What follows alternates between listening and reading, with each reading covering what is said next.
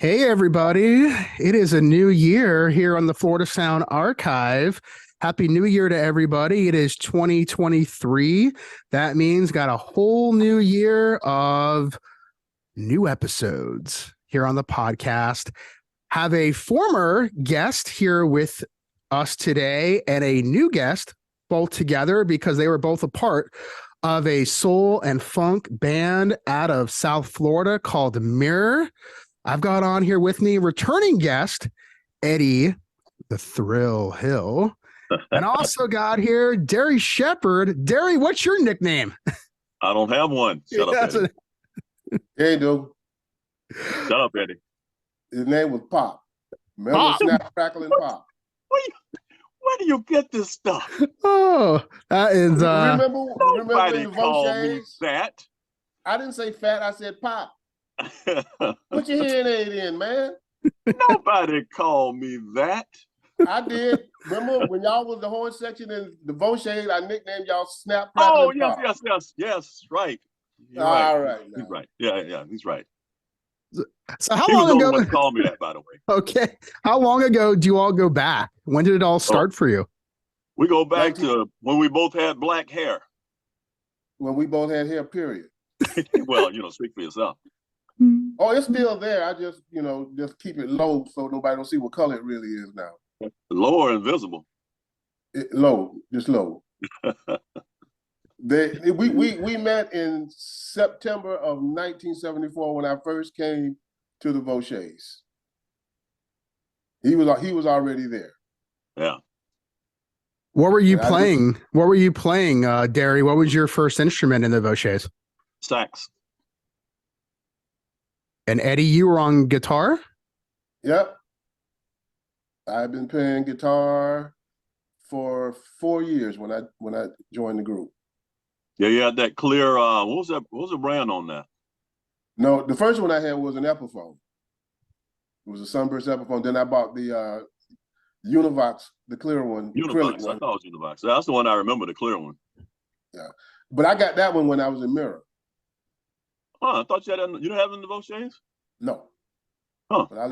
When I left the Vosges, I still had the Epiphone. Okay. And in the transition, I bought that one. Uh-huh. Was there something about your friendship or relationship back then that made you two stay together when you formed Mirror? When we both quit, when I caught Dwayne stealing. Yeah. That's what did it. Yeah.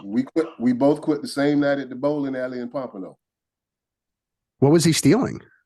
Money. Mm. A lot of money. Yeah. We were doing gigs, making money, and he was taking it. Oh, wow. That's reason to move on. Pretty much.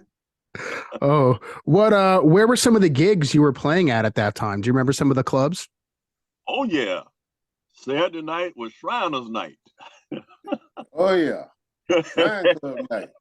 Shrine Club. The Shriners. The Beatdown Club. Bucky's Restaurant and Lounge. Tobacco Road. Yep, Tobacco Road. The Sunset Lounge. Troy's. Yep. These were all the greatest places in South Florida. You could get a drink and get shot at the same time. Oh. And you won't get drunk because it'll leak out from the bullet wound. So you That's it. That's what you call the chitlin circuit. Absolutely. Though I never saw no chitlins, but I don't eat them anyway. But I never saw them. But they call it the chitlin circuit. Right. Friday and Saturday night. That's it. Did you ever witness a shooting when you were playing? I've had guns pointed at me. What'd you do? What'd you do, Eddie? Well, I always carry spare underwear to every gig. So I was good. There was one guy, we was in a place called the 4 o'clock club, and every hood got this place called the Ugly Corner. And we were in there playing, and all of a sudden I was doing the guitar solo, and I noticed I didn't have no backup. When I looked around, the band was up under the cigarette machine, running out the door. And there was this guy standing there pointing a gun at me. And to this day, I don't know who he was or why he was doing it. Huh. So yeah, it ain't all gold and glitz. It's some bad things that went down. Oh yeah, hey, Elks Club. Forgot about the Elks Club. What happened there? No, we were talking about all the places we played. Oh yes. Where was that? Club in Fort Lauderdale. Okay. Yeah, we did many gigs. We did an 8-hour gig in that place one time. 8 hours straight? 8 hours. I was the Wow. only person still standing on the stage when the gig was over. The horn section was laid out like they had been fighting Muhammad Ali. The bass player was laying on top of his amp. I was the only guy still standing. Is there video? Is there video of that anywhere?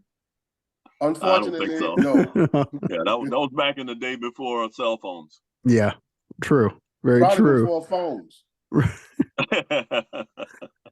8 hours. Wow. What were you playing for that entire time? Everything we could think of. Yeah, we played that song, what it is, the Earth, Wind, and Fire tune, Sing a Song. We must have played that like 8 times right straight in a row. Dwayne liked that song for some reason, and he would just do that. Speaking of video, we did that on television. What was the show we did on television? Larry Hargrove Show. Yeah, that was pretty cool. Was that local TV? Yeah, that was like the local Soul Train show. I see. Yeah. You all play live on that? Mm-hmm. Yeah. Wow. That's Yeah, pretty neat. that was the day that we went to play and we didn't have our costumes, remember? Dwayne was supposed to be arranging it. Yeah. And they got there just in time. Who was responsible? Who was responsible for the costumes? Dwayne, the manager. So we almost went, in the X-rated version of the show. Yeah, it was gonna be ugly if we hadn't gotten those uniforms. I tell you, not gonna be pretty. I know that when I had first heard Mirror, some of the other bands or artists that came to mind musically were, P-Funk, Parliament Funkadelic, also Earth, Wind, and Fire, Kool and the Gang. Were those some of the influences? Were there others that perhaps people may not pick out from listening to your music? Oh yeah. Go ahead. My horn lines that I wrote were direct from the Phoenix horns from EWF. Very staccato, very melodic, and punchy. That's how I write horn lines. String lines are long tone, syrupy sound, but them horns was punchy. Yeah. And then the intro to Give It Up. And then Bob used to arrange some nice chords for the horns. Yep, Bobby Bluehead. Bobby Bluehead. Tell him why he's called Bobby Bluehead. Go ahead. But Bob got inebriated one afternoon and went to the unisex hair shop, and they dyed his hair blue. Yeah. Now, he was inebriated and drunk. Well, that too. Well, he started out inebriated, then he ended up drunk. I don't know how he transitioned it like that, but only Bob could do it. And he showed up with his hair blue. Like, we just pretended like we didn't see it because we didn't want to, upset him and he didn't do the gig. But it was funny. And then he broke out. Now, keep in mind, Bob is Caucasian, coolest dude you ever want to meet. But he had this line. His tagline was what? Black is beautiful, but wood grain is wood. Wood grain is wood. Which I have no idea to this day what that meant exactly. And the thoughts were spoken and the words were heard. Right. And you remember it to this day. So I remember it. Very profound, whatever it meant. Very profound. Yeah. Speaking of profound, isn't there a profound story about I think you may have it was at Earth, Wind, and Fire show. Maybe it was at the Sportatorium or something. Am I off on that? Was there something? No, you got it. We attended the Earth, Wind, and Fire show in 1977. Our dear friend and the girlfriend of Bobby Bluehead, Tammy Aronson, she had a friend who knew Monty White, which was Maurice White's brother, who was their road manager. Leonard Smith. She knew Leonard Smith. Leonard Smith, that's right. I'm sorry, Leonard Smith. And her friend got her a meet and greet with Maurice at the hotel. And I spoke to Tammy about 3 months ago. We sat and talked, and she told me that she sat in Maurice's room all night drilling to him why he should work with this band. And it worked. I told a different story last time, and I'm going to tell you why. I'm writing a book. I was encouraged to write a book about all the stuff that I went through. Most of it, nobody going to believe. But with the bands that I played with over the years. And I know that Hollywood, they just want to put butts in the seats, and they will change a certain part of a story to embellish it to make it more entertaining. And I didn't want them to say that she was up in Maurice's room doing some uncouth stuff to help the band. Yeah, that makes sense. So, I love her too much for that. She's good people. Yeah, it wasn't like that. Yeah. So, but she told me that Maurice was the utmost professional. He never tried anything with her. They sat and talked about music and the band all night, and that's all that happened. So Hollywood, if that movie ever gets made and you change the story, Tammy and I will be coming with our lawyers. So now the truth is out there. Having said that. So, but that was the real story. She was the one that got us in the door with Maurice White. Nice. And you said that you're writing a book. Is that true? Yes.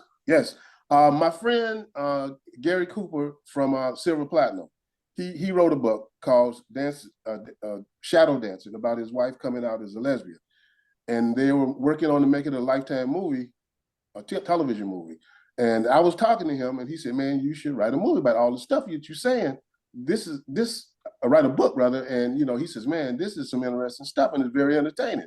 There's some funny stuff in there." So I started writing manuscripts. Every now and then I think of something, then I'll sit and jot it down.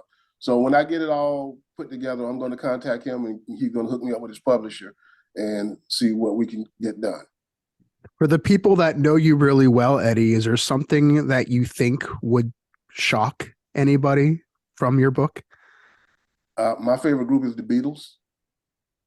Why is that shocking? Yeah, because they never heard me talk about them, or they never hear me playing the music when they're around. But when the Beatles actually came out, you weren't born yet. In 1964, I was born when they came to America. When they came to America, yeah. Right. But before that, when they made their debut, and I will tell you this, February 9th, 1964, Channel 4 on the Ed Sullivan Show, I was sitting right there with 73 million. In America, but before that, they had started off, in England. No, I didn't know them beforehand. Yeah. But when they made that debut on the Ed Sullivan Show, that was it for me, man. As a matter of fact, that was my first music group that I ever really locked on to. Everybody else was musicians. Hey, but let me ask you this. Did you actually have a Beatle wig? Yeah. Okay, because if you didn't have a Beatle wig, then you don't know about the Beatles. I had the Beatle wig and the boots. I'm not going to lie. I had the wig and the boots. I was the only black dude. You had to have a Beatle wig. I was the only black dude in my neighborhood walking around with that wig on. We had a bunch of them. Who was your favorite Beatle, Eddie? Ringo. Okay. My first instrument was drums until 1970. Yeah, it's funny about drums because I wanted to play drums too, but by the time I got to the band room when I was in 7th grade to sign up for band, they had to be a clarinet.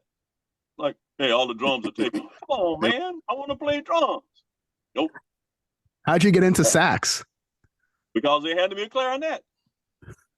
So sax was just the next progression. The fingering is very, very similar between sax and clarinet, and sax is more cooler. And that's actual word, by the way, more cooler. Yeah. And you're not going to get on the mothership playing no clarinet. No, there's no. Dr. Funkenstein ain't having it. Yeah, ain't no funk in the clarinet. I would agree. But back up a little bit. There's only one group that made the clarinet funky. That was the Commodores. Slippery when it's wet. Oh, yeah, they snuck it in there. Yeah, they did. Yeah, they did sneak it in there. Yeah, but that's the only time I see the clarinet in some funk somewhere. I got to go back and re-listen and just listen for the clarinet. There's a clarinet in there. Interesting. Love gets slippery when it's wet. Yeah. Yeah, that's the clarinet. And did you always play sax, Derry, or did you afterwards transition to any other instrument? No, that was it. I That was played it. clarinet when I was in high school band up until I got to be drum major. And then I switched over to sax for the last couple of years. And in the orchestra, I played sax. And then we got together with Eddie. And actually, I was playing sax when I met Eddie with the Voces. And then we got Eddie in there because the guitar player we had before Eddie was bad. So I heard Eddie. I was like, man, this guy's pretty good. A little short, but he's pretty good. How short is he? 5'7". He was so short, he had to get a ladder to look over a grain of sand. But I got on that ladder and I looked over that grain of sand, and I saw the horizon. That's great. So the same year that you had the Earth, Wind, and Fire story, 1977, that was the same year that Something for Everybody, the Mere full-length album, was being, I guess, recorded. It was Yes. recorded in 1977. Yeah, August of 1977. Yeah. Wow. So was that the first time that you all went into the studio and laid down some tracks like that to record an album? That was the first time I ever been in the studio, period. Yeah. What studio? What studio was it? SRS. SRS in Fort Lauderdale. Sunshine Recording Studio? No. It's SRS. They're no longer around. I see. They're not really big, but it's a nice studio. Two of the tracks were recorded at Triad in Fort Lauderdale. Yeah. And one was recorded at Audio Image in Lighthouse Point. Yeah. How were you deciding which studios you were going to be recording at? They just told me where to come and what time. Who is they? Shep. I had no say so in the business of it. I was just writing the music and trying to be the best guitar player that I could. Yeah, he was pretty good. I had no interest in business. I just wanted to write some hit records. That's for the group. That's what I wanted. Yeah, actually, that Triad studio, that's where they recorded Russ Never Sleeps. Oh, interesting. Yeah. Was it a pretty big studio? Was it a pretty big studio? Oh, yeah. He spent $1 million in there, and the guy that actually built it was killed in a motorcycle accident, young kid. His dad gave him $1 million to open the studio, and he had top of the line equipment in there. It was really good sound. Wow. But, yeah. In fact, Melanie was there trying to do a follow up when we were there. She was trying to come back. She had some hits earlier, and by 77, folk stuff had pretty much died out. But she was in there recording some stuff when we were there. So you had U2 was part of Mirror. Derry, you played sax. Eddie, you were on guitar. Who were some of the other members that were in the band when you went in to record Something for Everybody? Okay, the first song we recorded was "Give It Up, Let Your Funk Fly Free." Derry was on sax. Duncan Bethel was on trumpet. Flynn Manuel was on trombone. Bob Groger, Bobby Bluehead, was on keyboards and bass, and Bruce Sadler was on the drums. And Bob was on lead vocals also. Yes, and the lead vocals. All I sung was "Give It Up, Let Your Funk Fly Free." That's the only thing, basically, I sang on the whole album. And give it up, honey. Yeah. Give it up, honey. That was you, Eddie. That was Eddie. Can't you tell? You can't tell. Come on, man. I have problems connecting with reality sometimes. These other personalities appear. Yeah, there's some times when him and reality don't really get along well. So, and then the second song we recorded was "Reflections," which was a song that was written basically by Bob for us to go on break on the club gigs. Well, hold up. There's a story behind that. So I was telling the guys, I say, hey, look here, man, we need a theme song. Now, in my head, I'm thinking Larry Graham, The Jam. You remember that? Yeah, on base. Yeah, exactly. So I'm thinking that thing is funky. That's what I'm looking for. Is. So I come back and they say, hey, we got the theme song. So I'm listening for the funk and I hear this jazz thing. What is this? that ain't no Larry Graham, but it was bad. They came up with a real nice thing. And we used that when we were at the club at, what's the name of the thing? Ocean Mist. Ocean Mist, yes, indeed. And Big Daddy's. Big Daddy's 8600. Yeah, 8600 Club. Yeah. But yeah, that was the story behind that, because I'm looking for this funk thing for our intro, and we got a jazz thing, but it was kicking though. Were you all into a lot of jazz music as well at that time? Well, I was, but I think those guys were pretty much into a lot of funk and stuff. Man, I was straight into the Isley Brothers, and that was pretty much, yeah. I let Earth, Wind, and Fire in, but I was. They'll tell you I was Eddie Isley. Oh yeah, no, that was you can't. Hey, you say something bad about the Isley, boy, you got to fight. It's like, come on, man, I was just joking. Oh man, but come on, man, take it easy. Take it easy. I think on the first Earth, Wind, and Fire album, I think the last track, I think, is a jazz number. Like the whole thing is just straight ahead jazz. Yeah, the first one, yeah. Yeah, that was the one that the dude from Warner Brothers got fired on because he sold Earth, Wind, and Fire to CBS because he said they were no good. It's like, what? Well, I think I have the whole entire Earth, Wind, and Fire box collection before they became famous, the early albums. And yeah, they were, well, you know, Maurice and all, they were at Chess Records as jazz musicians with Ramsey Lewis and all those people. So yeah, their background was, all those guys' backgrounds were jazz, hardcore jazz. Yeah. And then they came up with Keep Your Head to the Sky, and that was kind of put them over on the soul chart a little bit. And that was through Charles Stepney. Yeah, exactly. And then the next album, Open Our Eyes, Charles Stepney did Kalimba. He produced Kalimba and Devotion. That's when Maurice realized, you know, we might need to let this dude just produce a whole album. So That's the Way of the World, which a lot of people don't know was the soundtrack for a very bad movie. I seen it. It wasn't not good. What movie? I didn't see it. Yeah, it's Harvey Korman starred in it. Oh. The Earth, Wind, and Fire was a band played in a roller rink. And he let Charles Stepney do the whole album, and the whole album was a classic. Yeah. So Charles Stepney was. I was watching an interview, and Philip Bailey said that Charles Stepney was the only person in the studio who could tell Maurice to shut up, and he'd do it. He passed away shortly after that too. Yeah, he doing the Spirit album.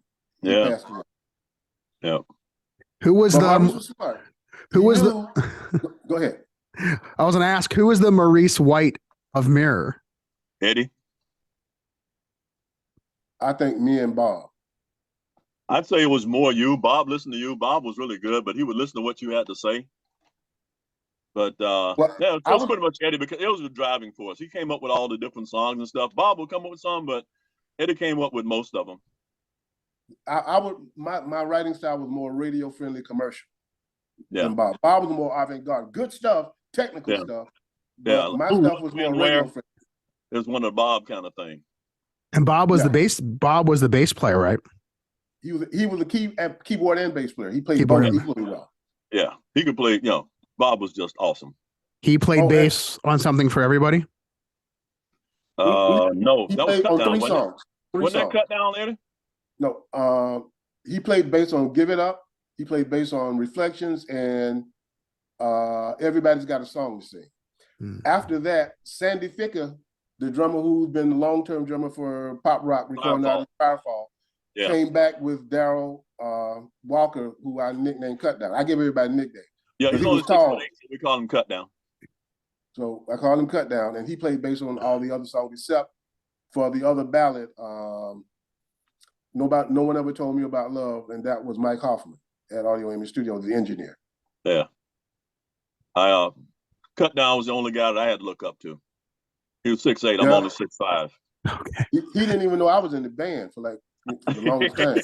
He kept looking over there and just saw a guitar. He didn't see it. Well, he went to tie his shoes one day and said, "Who is this?"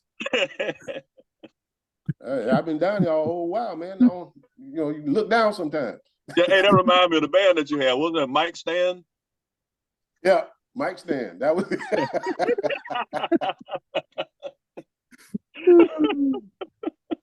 We're actually going to play some songs from the album because the album never really was released. That's correct? Yeah, we got kicked to the curb. Yeah, they got that label. What's the name of that label they got from CBS? When Maurice got his own label. American Recording Company. Yes, ARC. So we got lost in the shuffle on that deal. So there was something that was possibly in the works. What do you remember happening?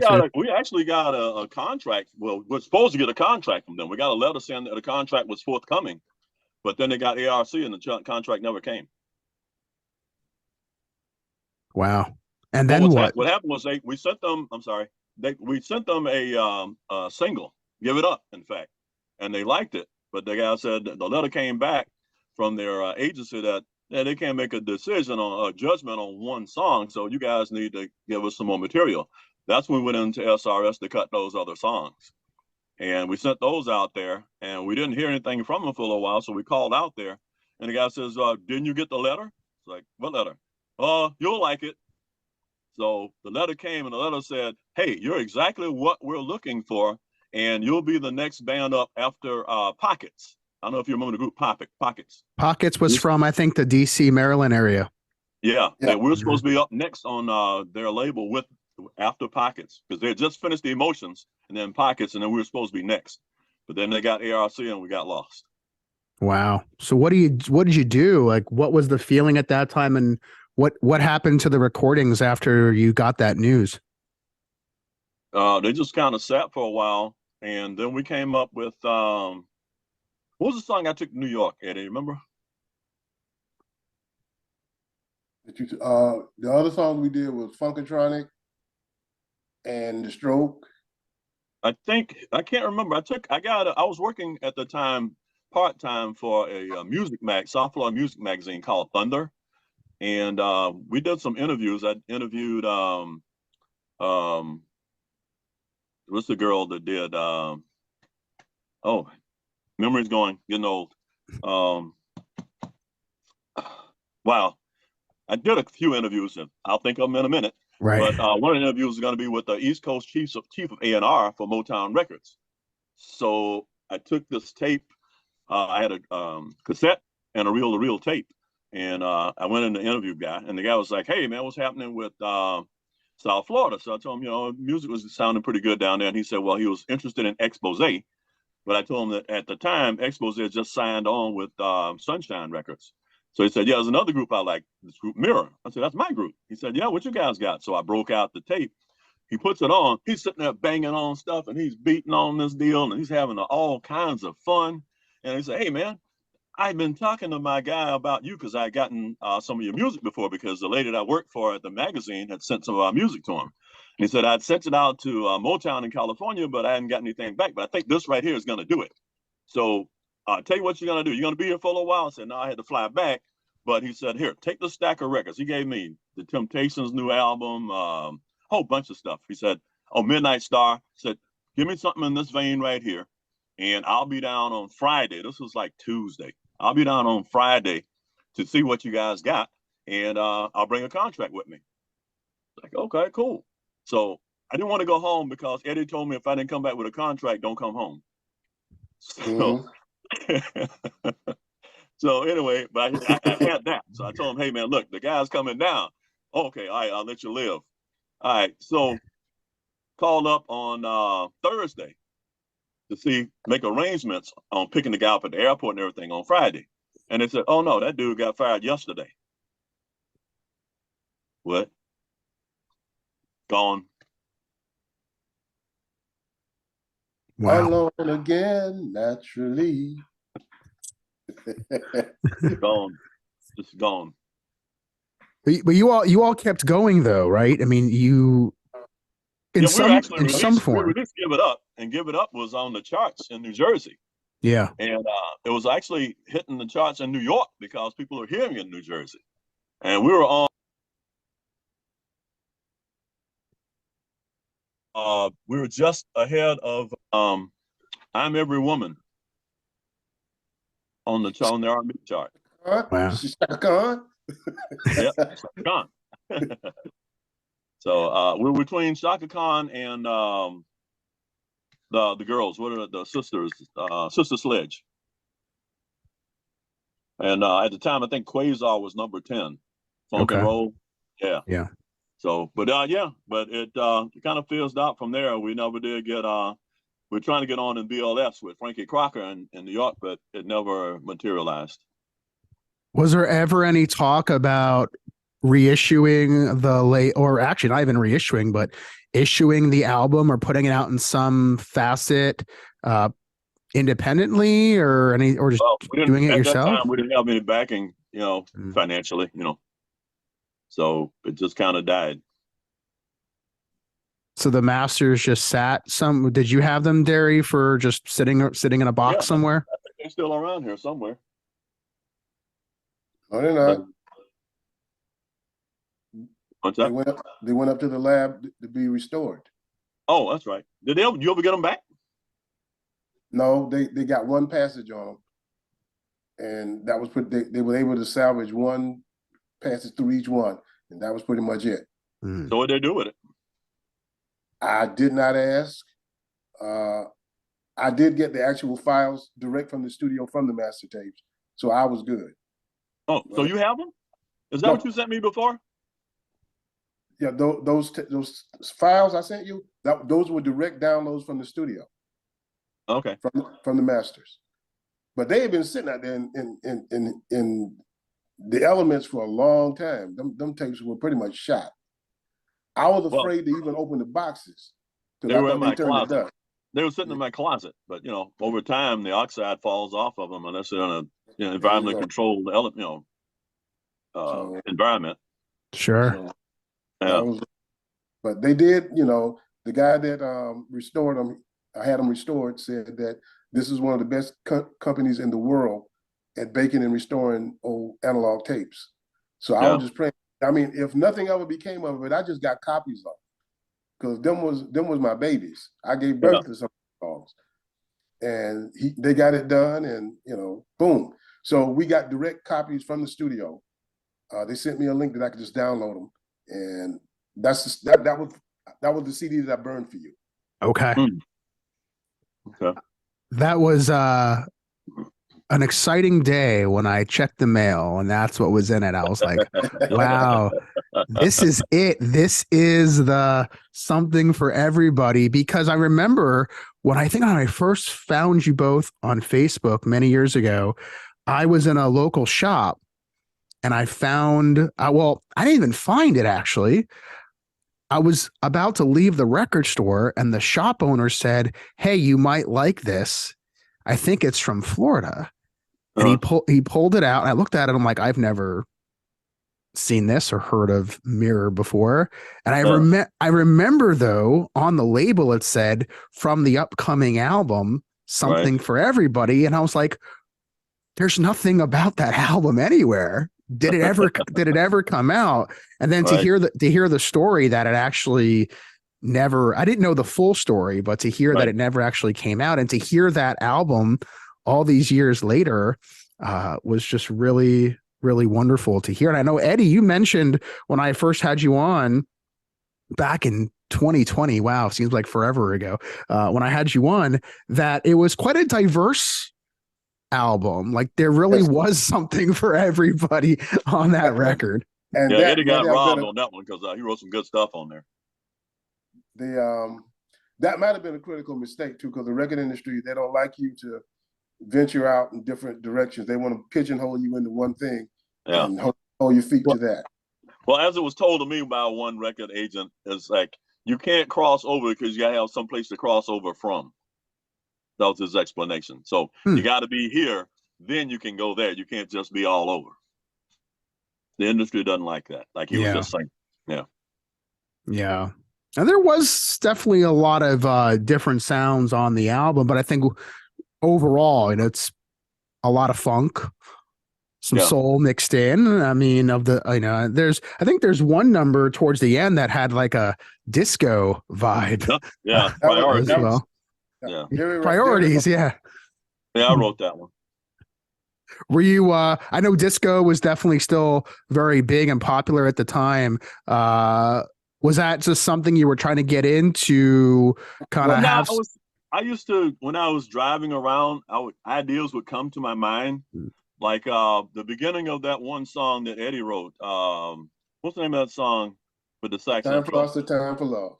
Yeah, I was just dealing. I was driving, and this riff came into my mind. So I called Eddie up. I said, "Hey, man, I got this riff," and he said, "Hey, I got this song." So we put the intro onto that song, and But I used to get ideas driving around all the time, and that priorities came into my mind just as I was driving along. I heard everything pretty much just like you hear it there, almost. yeah. We'll get a chance to hear some of that song as well. So the very first cut on the CD that you sent me, Eddie, was the song "Give It Up, Let Yeah. Your Funk Fly Free." Now, Go. before I play a clip of that song was later re-recorded. It appeared because it came out on a 12-inch, and it was quite a whole different arrangement, and it was way more P-Funk, I felt like, than the original, I'm assuming. So talk about that real quick. The re-recording, what was that all about? Okay, that was Derry's idea, the re-recording. Good I idea. won't think the original. I'll back you up for a second. The original was written in 1975 in what my American history class in high school. And like Derry said before, the original working title was Hog Nuts. I don't know why I named it that. Don't ask me. Like I said, sometimes I slip out of reality and things. But when I came, I was in the Vauchés when I wrote it. But the Vauchés didn't have the firepower and the talent level to pull that song off. Right. Even as a young jet, I knew that. So I waited until Mirror, got together. And when we decided to go in the studio, I said, "Man, I got this song called Hog Nuts." Well, Derry looked at me with one eyebrow raised. That look. What? That look. So the song, now mind you, I only wrote half of the song. I had the idea. The Give It Up, yeah, let your funk fly free was my thing. And the main groove in the bridge. But Bob came in, and I didn't really know that was my first song I ever wrote. I had never tried to write a song before. Bob came in and put all that other stuff in there. He put the lyrics down, the vocal thing down. So I was sitting there watching him, and that's actually how I learned how to write a song by myself. Watching him make it. It was like watching the Frankenstein monster come to life. And I was sitting in this, my jaw was on the ground, man. I said, my God, look what this man has done with this song. And, I was like, okay, I see how it's done. It didn't take that long. And we went in the studio, cut it. And years later, this is in the early 80s, the more electro funk thing had started happening, Planet Rock and all this stuff, the Johnson crew. So, Derry, what the DJ Mad One down at Troy's had said, man, he was playing a thing we call Jam on the Groove. Mm-hmm. And he said, man, he was listening to the Give It Up thing. He said, man, y'all don't take this part of the song and make a record out of it. So we went back and took that part and called it Jam on the Groove. Yeah. That was one of the other records that was in there. Right. But yeah, Give It Up was an idea that Bob, actually started the heart beating in it. So I can't take credit for all of it. It was my idea, but he made it happen.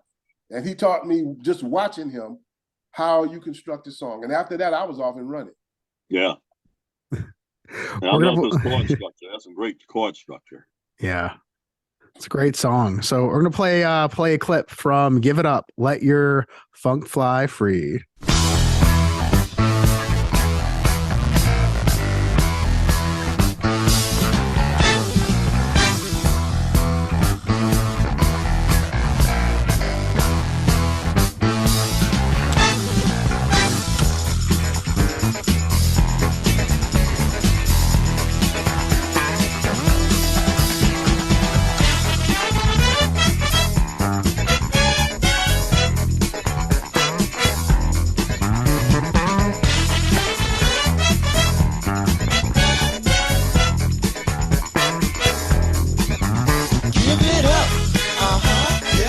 let your funk fly free.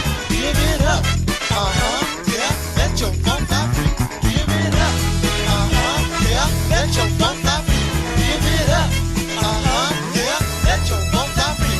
Well, the music's got the beat, and the music makes you move your feet. All right, that's the first cut on Something for Everybody. So great song. That should have been a hit. That should have been a hit. Should have been. Should have been. Now that, correct me if I'm wrong, but the label that you, or the folks you linked up with, Eddie, once you found the recording, you said that was reissued, right? On like a 45 recently? No, a Time for Us, A Time for Love was. I don't know why I thought Give It Up. I know, but Give It Up was released as a 45 though, right? Yes. Yes. Yeah. Now they wanted to do Give It Up originally, but it was already published in the public domain, so they said they couldn't touch it. So they went with the ballad. I see. Okay. Yeah. Let your funk fly free. Ain't no ballad.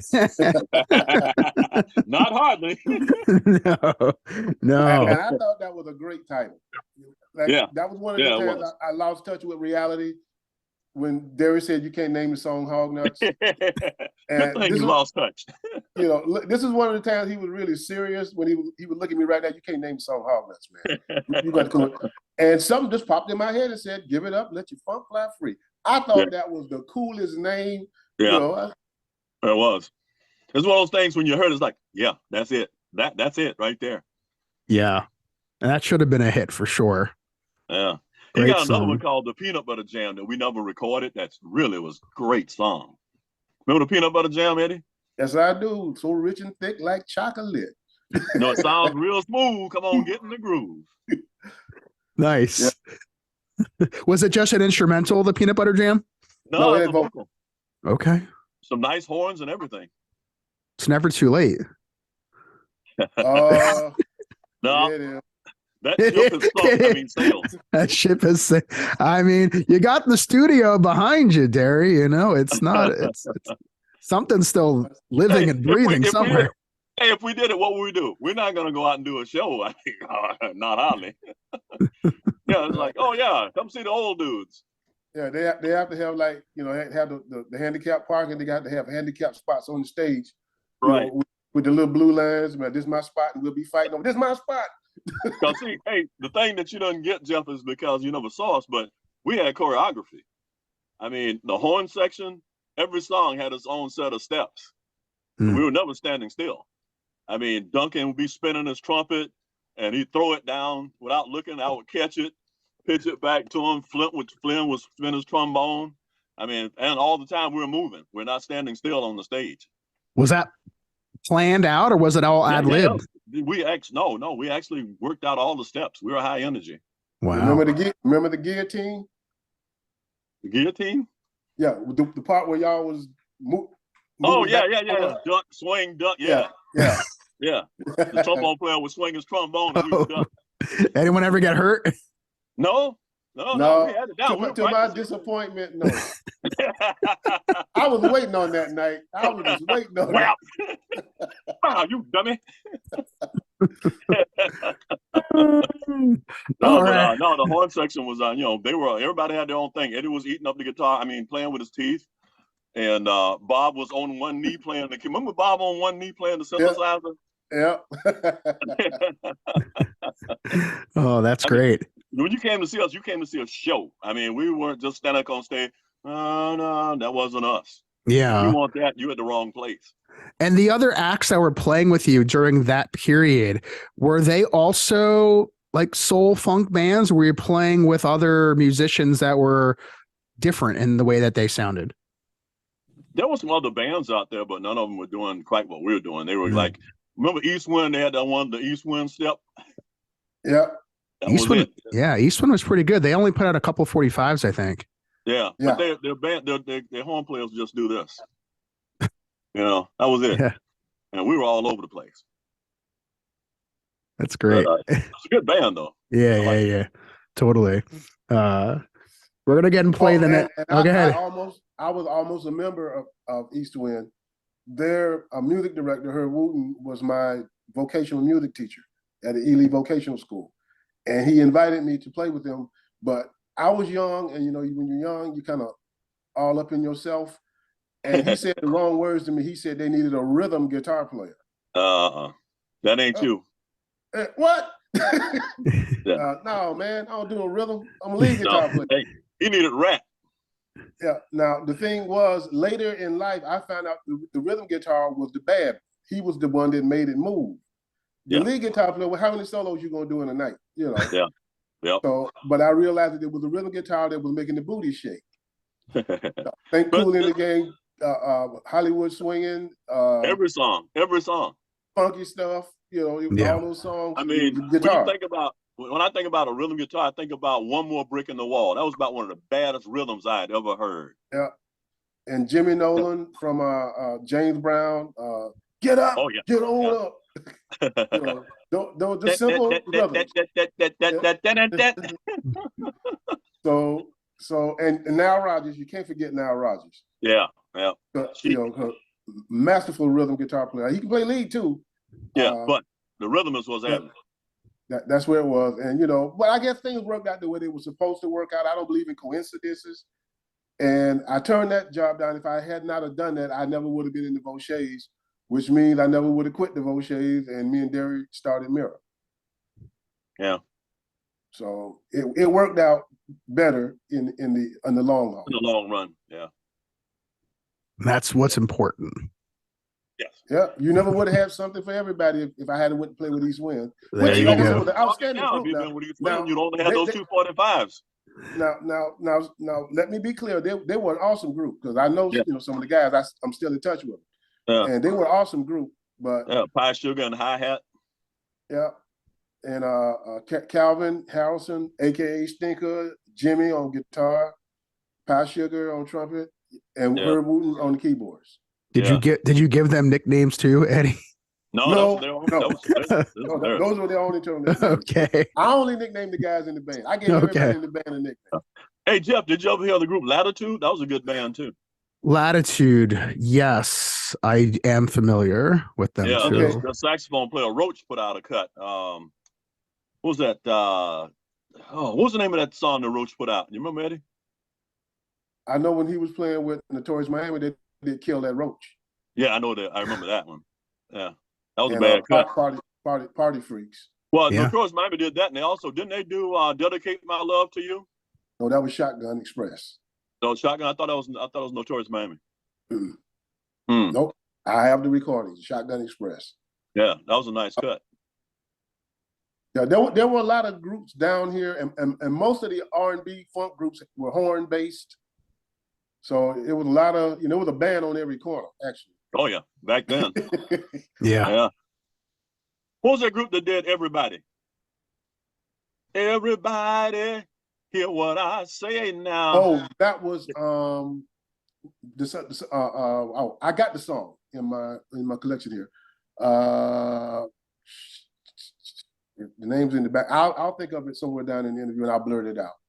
Yeah, that was a nice cut. They played that. James Knight and the Butlers. James Knight. Yeah. The song was called Nothing, Nothing, Nothing. I thought it was called Everybody. No, Nothing, Nothing, Nothing. Nothing. Did you ever see James Knight play live? No, but the guy who the keyboard player in music. Oh, wait a minute. I did see him. I saw him at Shula's. Remember Shula's? Yeah. Over by the airport? I remember the Limelight and I never went there, but I remember hearing them on the advertise it on the radio. Yeah. That was a nice little club there, Shula's. I saw James Knight there, and I saw Cool in the Gang there one night. Nice. That was in Fort Lauderdale or near Miami? Fort Lauderdale near the airport. Okay. On Federal Highway. Yeah, James Knight was on I think Cat Records. Mm-hmm. That was a subsidiary of TK. TK, right? Down in Miami. Yeah. How important how important do you think TK was for the scene down there? Well, I mean, they had their own sound. They had stars. The biggest one being KCE and the Sunshine Band. They had Betty Wright, Lattimore, Little Beaver, quite a few others. But, I mean, they had their own sound. They had their own sound. The biggest one being KCE and the Sunshine Band. They had Betty Wright, Lattimore, Little Beaver, quite a few others. But, I mean, they had their own sound. They had Betty Wright, Lattimore, Little Beaver, quite a few others. they were very influential in the South Florida sound, and I can't call the name, but one of my band members played on a big hit down there when he was 15 years old, but he don't like to talk about it, so I won't bring up the name. But I did a recording session with Muhammad Ali down there, and it was a record called "Float Like a Butterfly, Sting Like a Bee." Like a bee. Unfortunately, the record company had filed for bankruptcy shortly after it was recorded and before it was released. It's on YouTube. You can Google it on YouTube. It's on there. And I got to hang out with the old boy for a day. Joking with him, the greatest of all time. And you played with that group for a little while. What about that? Hey, what about the elevator thing with Michael Jackson? Oh yeah, I was playing at the Jack the Rapper convention with the Variations, the same group that I did the Ali record with, and we were at the Omni Hotel and the Omni Arena in Atlanta. So I was getting in the elevator to go up to the room, and I got in the wrong elevator. I got in the Stars elevator when I should have got in the backup musicians elevator. And when I walked in, there was Michael Joseph Jackson standing there. And next to him was a guy a few years later we will come to know as Mr. T, as his bodyguard. Wow. Now he was just a bodyguard then. He still had them gold chains and that mohawk. So that's a brother you don't forget. You saw him. And when I saw the A-Team, I said, that's that dude was in the when I walked in the thing, I said, what's up, Mike? How you doing? you guys performing here? Yeah. And I looked at him. No, you don't say no, yeah. Yeah. Yeah. And then I looked over at Mr. T and goes, what's up, bro? How you doing, man? and that was it, and I went up to the floor that I had to go to and get off the elevator. And Mike just said, "Night, have a nice show." All right, bro. Thanks. See you. So I got stories, man, of things that that's going to be funny whenever I finish these manuscripts. Right. And educational, to other musicians, coming into the business. Wait. One more story. You got to tell the story. Sandy Ficker. Oh, the fearless Funky Ficker. The transplant. We were playing at the Big Daddy's 8600 Club in Miami. What? And he brought in this Canadian guitar player who was a friend of his. I did not know the man. And he got up on the stage on my guitar, on my equipment, and the man dismantled me in front of all of my fans. Just broke me down Eddie got to this the big break old pad. attitude because nobody can play guitar like him around here, really, pretty much. And this guy came in, and he was hiding under the chair when the guy got done. And man, there was a lot of drug dealers and stuff in the audience, and they were offering me cocaine and stuff, man, to calm me down, telling me it's gonna be all right, man. Just go back up. The guy was Pat Travers. Yeah. Oh, that's why. And then Pat had, and then Sandy had that cheese-eating grin on his face because you pulled one over on Eddie. one of his big songs was snorting whiskey and drinking cocaine. Okay, they had a good laugh at my expense. Okay, y'all go ahead, yuck it up. Go ahead, yuck it up.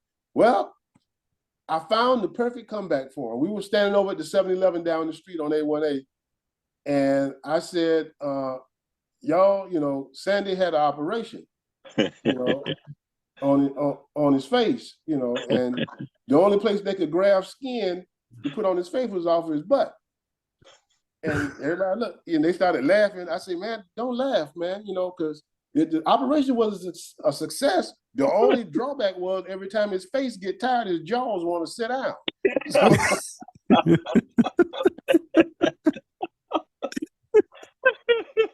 And all he never did come back from that one. No comeback. Till this day, he has never came back from that one. And you know what had made the thing so funny down at the club when the guitar player came out, the night before or the weekend before, we had been playing in Fort Lauderdale at the Ocean Mist, and some guy came up wanting to play drums. And man, can we play some drums? And all right, man, and he's looking pretty serious, looked like what's going on. Came up on stage, sounded horrible. Like, get that dude off the stage. So in my mind, I'm thinking, okay, this guitar player gonna be the same thing because the guy looked a little strange. You know, he was that hippie looking dude at the time. I was like, yeah, let him play. The guy starts playing. I'm like, who is this? Eddie. I'm trying to find Eddie. I can't find him. So, but it was set up because of the guy that was terrible the night before, the weekend before. So that made it that much more effective when they did it to him. Oh, I bet. Yeah.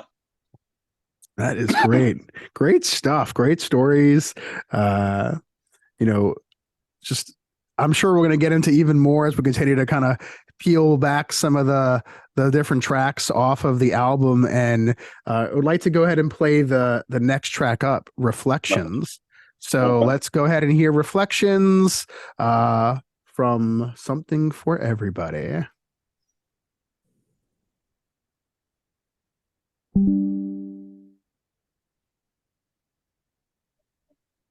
Oh. Sorry, 1 second. There we go.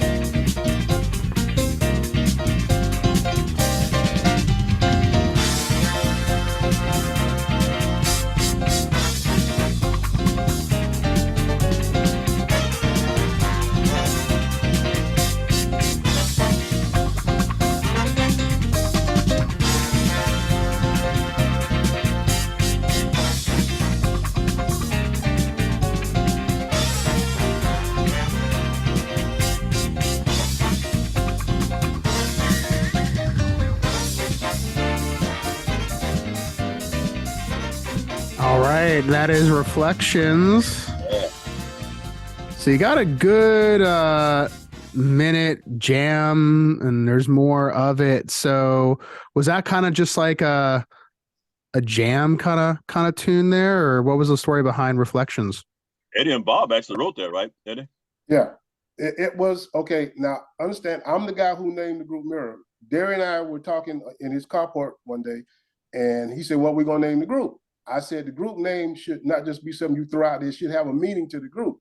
So I said, "Let's name the group Mirror."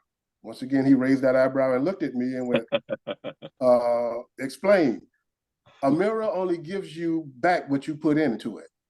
If you put ugly in it, you get ugly back. You put beautiful in it, you get beautiful back. The music is only going to give us what we put into the music. And he said, "I like that." So we went with Mirror. Now, when we did the song Reflections, it was supposed to be the group's theme song. Well, what perfect title would be better than Reflections? And I said, let's call it that. And actually what I wanted to do, if the group ever went over and we started doing concerts, I wanted that to be our intro song on the stage. You know, also to test out to make sure the sound people got the sound right. Because you know that opening act, boy, they kind of jam you on the sound. Right. But you know, that would have been a powerful intro, you know, for the group, you know, to come on with. Yeah, that horn line Bob wrote was tight. Yeah, yes, sir. I love those horn riffs. So it was, and there was a mistake made on the record that stayed in there. That little dun, dun, dun, dun, dun, dun, that little triplet. Bruce was nervous in the studio, and he did it, but it sounded good. And he was like, "Oh man, I messed up." I said, "No, keep it in there, man. That sounded good. Why weren't you doing that all along?" So then Bob and I joined him on the accent, on the triplet accent, and it just stayed. And it actually made the song kick. So if you listen to Bob on that grand piano, man. Oh, he went off. Woo, Lord, I almost quit the music business.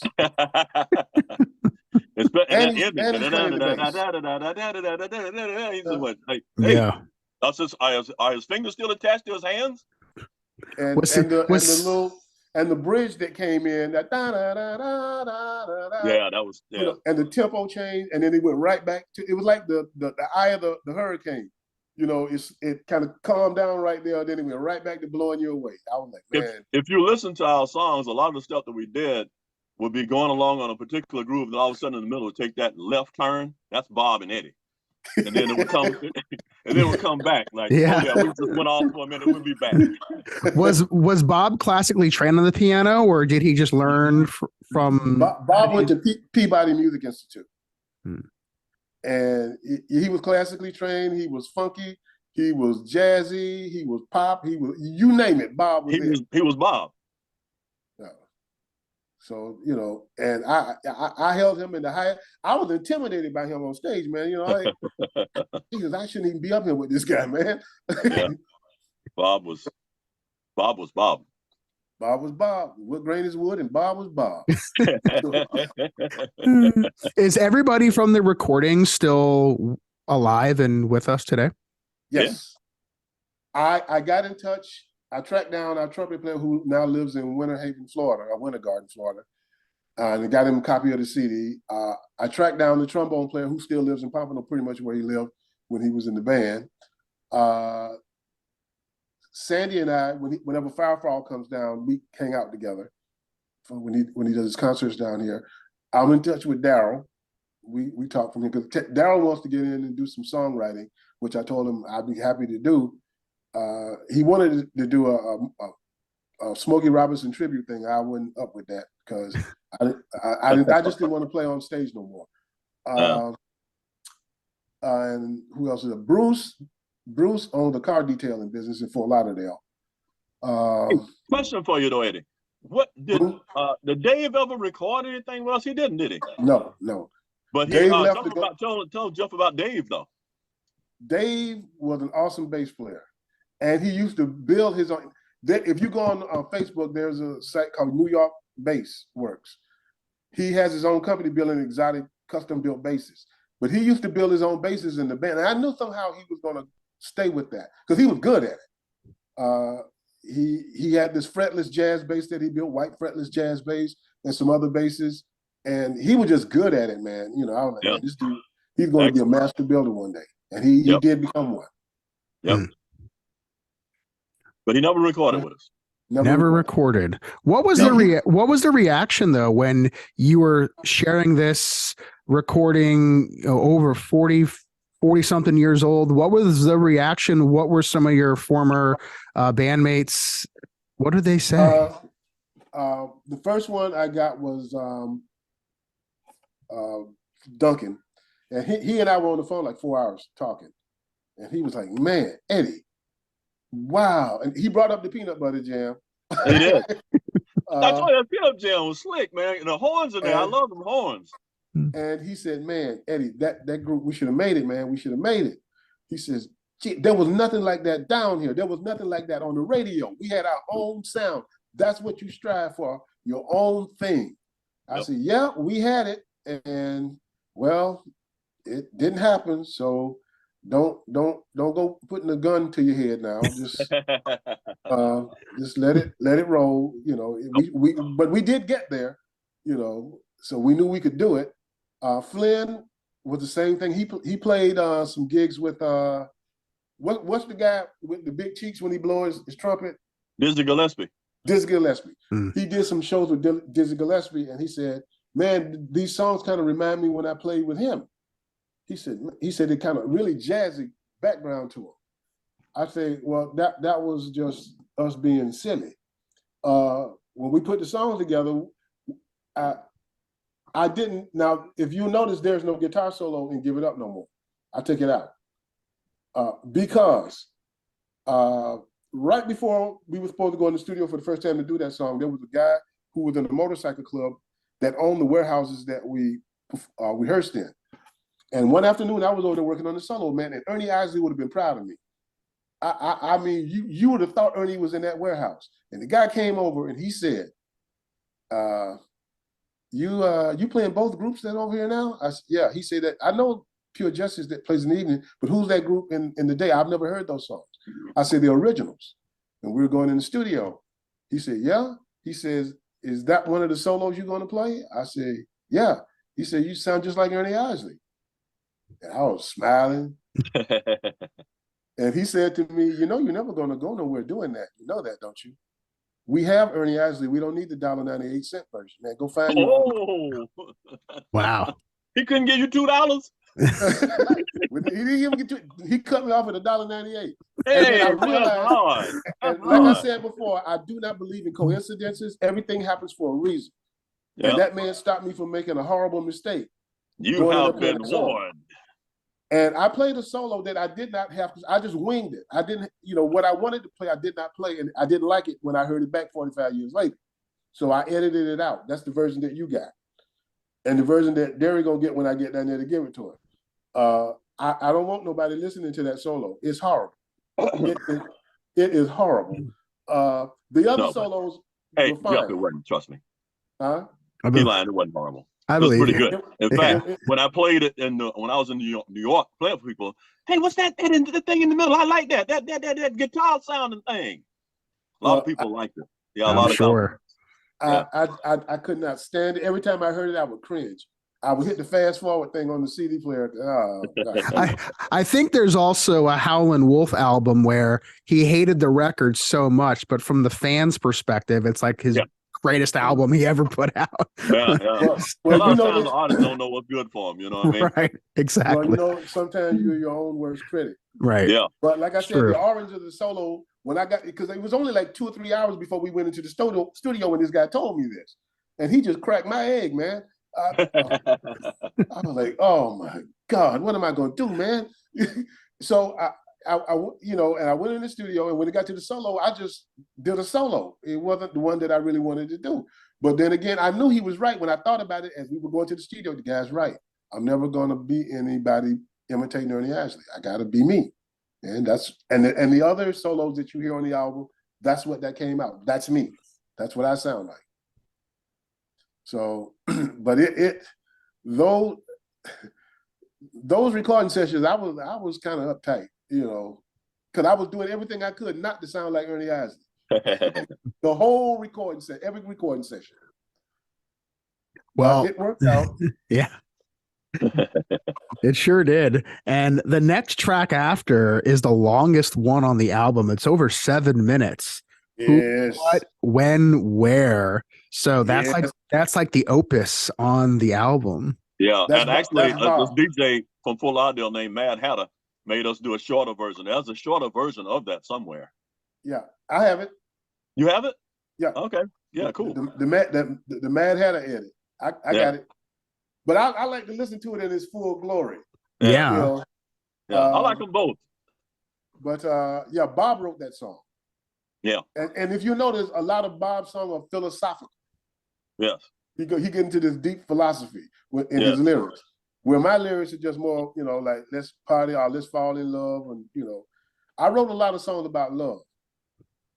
So, but Bob, wood grain is wood, and words are soft is spoken. Yeah, and you'll hear that in the songs. Yeah. Not literally, but you know what I mean. Yeah, of course. When, where, why. Right. Well, we're gonna play a clip from Who, What, When, Where. Here we go.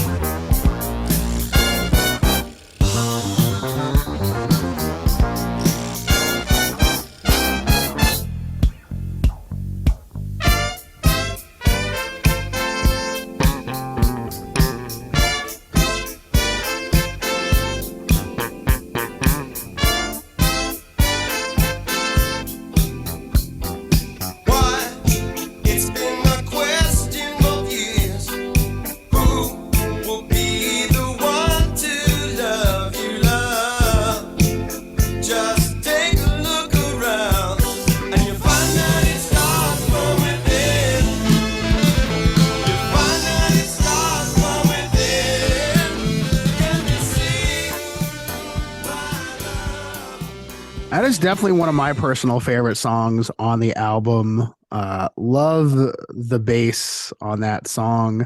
What are your thoughts? Daryl, that's Cut Down playing bass on that one. Yep. That was the first cut he did with us. Yep. Did he play with anybody else prior to Mir? He played with Patti LaBelle. He was from Philadelphia, and him and Sandy were in her backup band years earlier. Nice. Yeah. And if you listen to that song all the way through, right in the middle where that synth solo is, that's another one of those left turns I was telling you about. That's Bob doing Bob. Now that they wanted that to be a guitar solo, but I'm not greedy, and I said, you know, I faked the move that I couldn't solo over the chord structure. I could, but it was Bob's song, and I thought Bob should do the solo. And I had already done like 2 solos already, so I didn't want to be, But that synth solo was perfect for that, though. Yeah, and I said, man, I went out there and I flubbed a few notes and said, man, I can't think of nothing. So I said, Bob, why don't you do something on the keyboard, man? And Bob was laughing. He went out and he sat down and did that Masterful synth solo he played. I said, there it is. That's what you needed right there. Yeah. And that's the thing about playing just the first 60 seconds of some of these tracks is you don't get the full effect of some of them. Because especially our stuff, because there's all stuff in the middle. Yeah. Absolutely. There's some great stuff in the middle and at the end. And it's like, sorry that, it's a great stuff. So, that's definitely a great, how long is the other version, the shorter one? Like 5? 3? 5? I thought it was like 4, somewhere around there. Hovering right around 5 minutes. Yeah. Matt cut a bunch of stuff out of it, but it flows really nicely though. Yeah. What is that like for you as the composers of it, putting your trust in somebody to kind of cut down one of your songs? Did you just have full faith that it would come out okay? Or what was that process like? He did it right in front of us at WRBD radio station. Yeah. And let me just explain. See, he doesn't know who Mad Hatter was. First of all, you have to know who the Mad Hatter is, the Mighty Mad in the morning. He was on WORD. RBD. Rockin' Big Daddy Radio. The morning man. Morning man. And people you'd stop your day at work to listen to the Mad. He'd always have something going on. When he showed up, Mad would have a solid hour of dead silence on the radio. And then you would hear him come on, good morning. He said, y'all, I'm late because there was a herd of water buffalo going across I-95. And I didn't want to hurt the animals, so I just pulled to the side and waited till they passed across, and now here I am. Hey Jeff, you remember that song by Marvin Gaye, Got to Give It Up? Yeah, of course. Okay, well during that time there was this dance out called The Drop. Remember that, Eddie? Yep. And boom boxes were big then. So Mad would put it on and he would yell out, hey, y'all down there at the bus stop on Sis Trump, get ready to drop it. Let the guy with the boom box get in the middle. Now y'all line up. And when he say, mercy, just start dropping it and the people don't know what to do. Man was a character, man. He was. He's okay. Check out the Prince. Wilson. That's great. Certainly sounds like it. I think he was definitely before my time when I started listening to more radio. When did he stop? When they shut RBD down in like 89. Yeah, he went to Mobile in Alabama, went to see him out there. Then he went to Orlando, WORL in Orlando, and he passed away there. Mm. But he was the Mighty Man. If Mad said it was good because he said so. He knew all the stuff. So when Mad told us to do it, we just did it because we trust him. Did he ever play any of your stuff on any of his shows? He played Give It Up to Death. And he put Reflections on the what's that meat market down in Fort Lauderdale? Yeah, right. Yeah. He would have the record playing, the Reflections playing in the background when he was doing the advertisement for the chitlins. Yeah. Did you ever have anybody in your circle who called you or saw you and said, hey, I heard your song on the radio? Oh, yeah. My brother-in-law called me the first day it went on when Mad played it. And nobody knew that I was on the record, but I did go to a Deerfield Beach High football game, the homecoming game one year, and the cheerleaders had a cheer that said, give it up, let your funk fly free. Wow. No, I didn't know that. Cool. Although I never said anything, I just sat there and just smiled. Because nobody would have believed me. Hey, the knowing smile. Yes. That is really neat. Yeah, absolutely. I could see that being like that could be a cheer song for sure. Yeah, that'd be a cool cheer. I never thought about it. Yep, they were doing it. And this was years later after I was out of high school by then. Huh. They were doing it, and I was like, wow, and I kind of looked around, and I started to say something. Said nobody's gonna believe you. Just shut up. Oh, hey, tell Jeff, Eddie, tell Jeff about it's not a disease. Oh, it's not a disease. Make you Make you really wiggle your knees, make you get on up, make you take shake run. your arm. Throw it down, y'all. I have these very comical lyrics that I don't know where this stuff comes from, man. Don't ask me, explain it, because you're probably gonna cause more brain damage.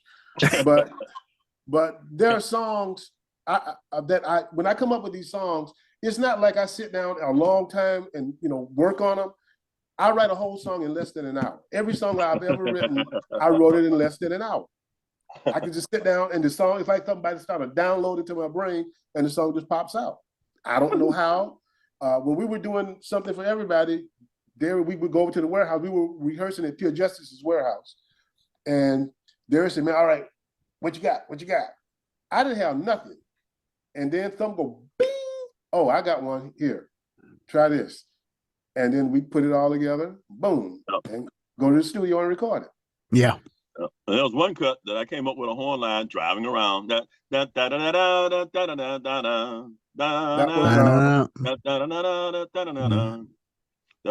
what was the name of that?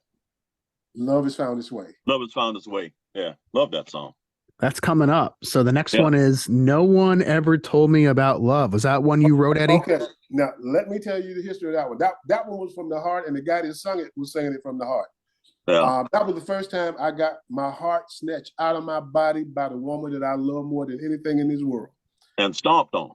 And stomped on it and spit on it. Oh, wow. And somebody said, I was in a deep funk for a while. And I thought I'd never be, I was never normal, but some similar. Something close to approaching normal. Something passable by the government. So somebody said, man, now's a good time for you to write a song, man. And I don't remember who said it. And I said, yeah, that's a good time for me to write a song. So I wrote that song about her. Bobby sung it. And at that point in time, according to the story I was told, him and Tammy had just broke up. And he went in and he sang his heart out on that song. Yeah. So it was two broken-hearted individuals. One wrote it and the other one sang it, and the band delivered it. Mm-hmm.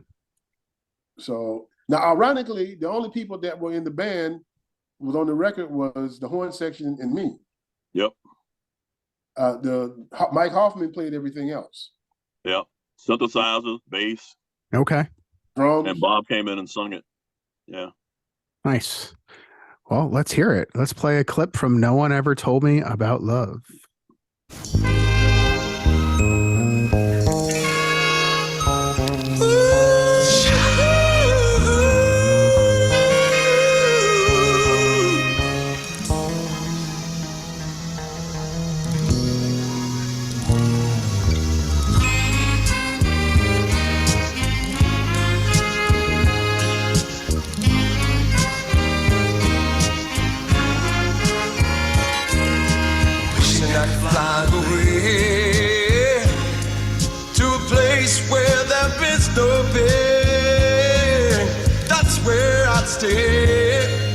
Well, life was so good to me, but then she made it rain on my parade and washed it all away.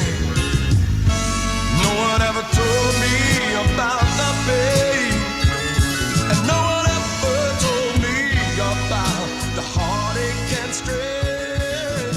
No one ever told me. All right, so No One Ever Told Me About Love. How come, Eddie? That horn line? Was that you or Bob? What? Who wrote that horn line? You or Bob? You? Me? Yeah. Oh. I wasn't even there when the rest of the song was done. This is how the song was recorded. Right. Yeah. That was me. I came in on my lunch break from Publix, working Publix across the street. And I plugged into their wah-wah pedal and did the electric guitar part to a metronome. Then I ran across the walkway there to Reno Discount Music and borrowed a 12-string and came back and laid down the 12-string. And I didn't hear the rest of the song until it was finished.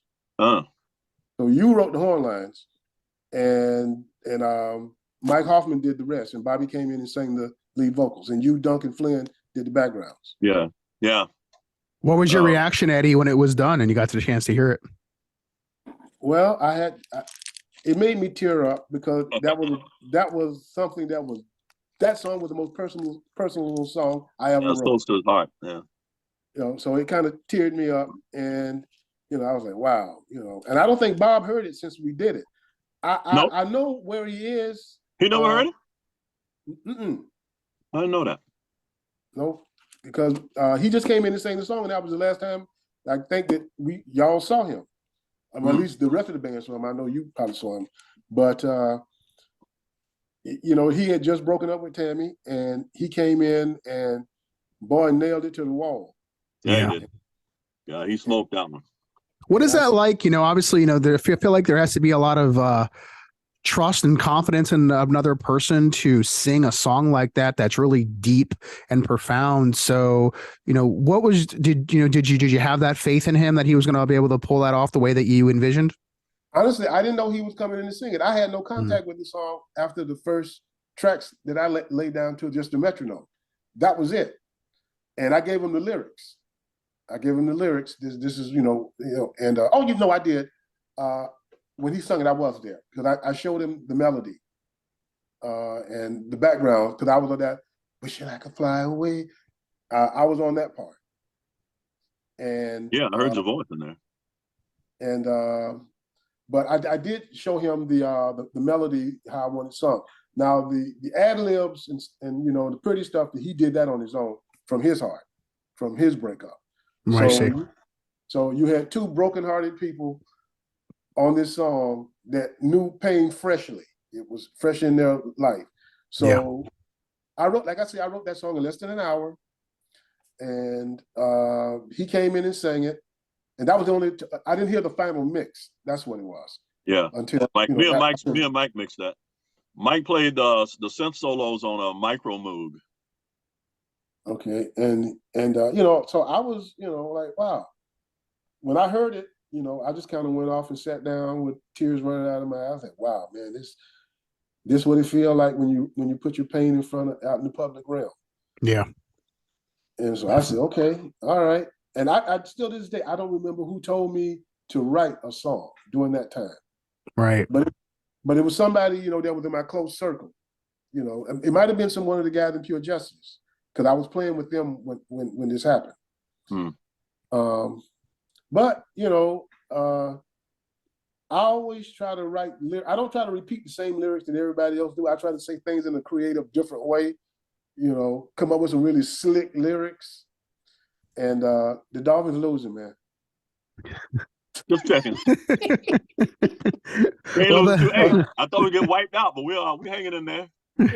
So, hey, Jeff, Ed and I go back and forth. You call my people dogfish? No, I call y'all fish heads. Uh-huh. And Dolphin fans, or? Yeah. I am. He's not. Right. I think he's a closet Dolphin fan. He just I don't follow sports at all. I just like to rag on them about the dogfish. That's all. Okay. That's my whole enjoyment in life now.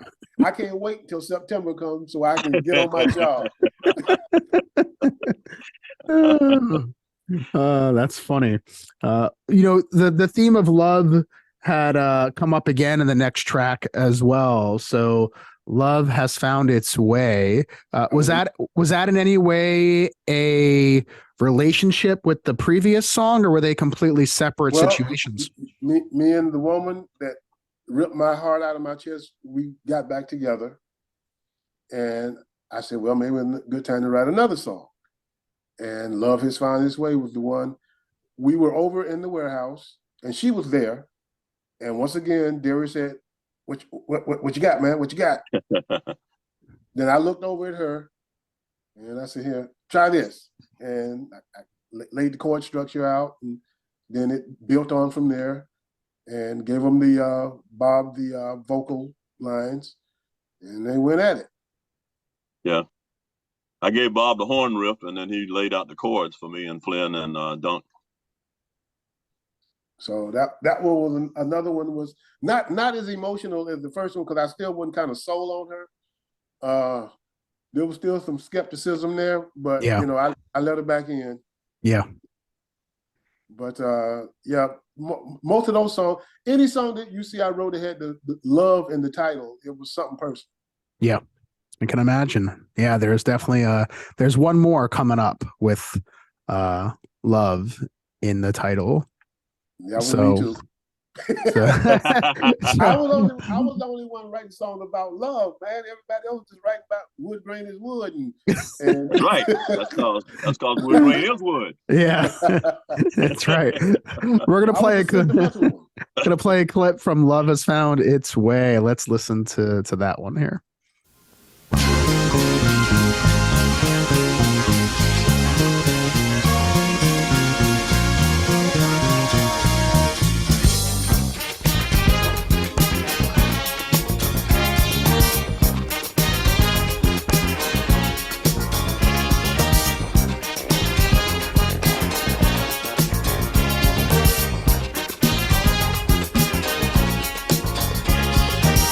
When I look in your eyes, what do I see? Baby. When I'm holding you closer so tenderly, my baby, I see love, and it's truly wonderful.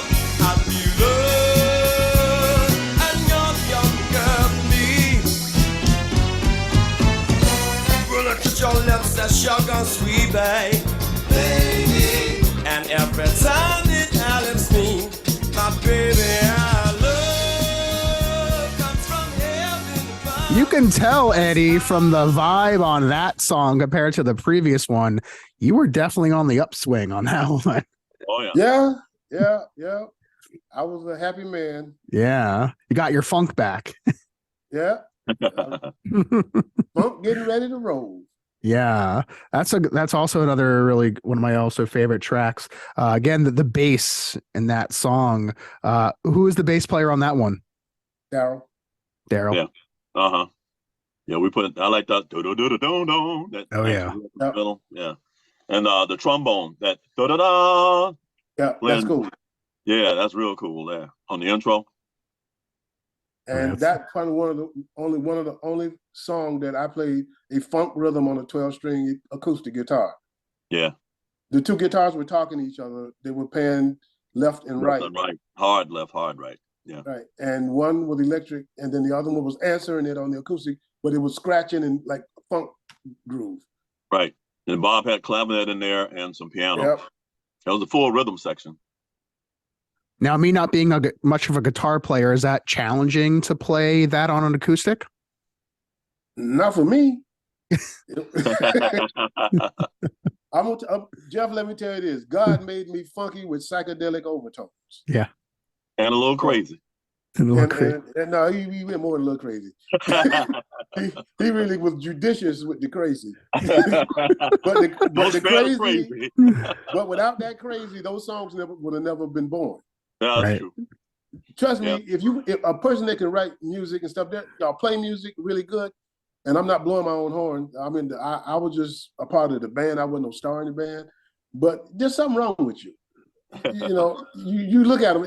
Everybody that does that and they do it really well, there's something wrong. They got a little demon there that you fight your whole life. Right. Sometimes you win, sometimes you lose. But I was able to wrestle my demon and down and chain him up, so that I could act like I was normal. Most people who don't really know me don't know that, but the people who know me personally, shut up, Shep, and will know. Well, there's something wrong with that. Eddie, thinking about some of the stage antics, what was the craziest moment you ever had in front of an audience before that you can share your? One night with Mira and with any group. We're at Tobacco Road, and for whatever reason, Eddie didn't have his laundry done. I don't know what happened, but we had these white suits that we played in. It was like a white vest and white pants, jean pants, and brown shirt. Yeah, and Mr. Guitar Player over there, had his pants all wrinkled up, and he had to iron them. So he laid them down on the red shag carpet on the stage and ironed them. And so it was one side of this white pants, red dips all the way down one side. So he stood up the whole night with that side facing the wall.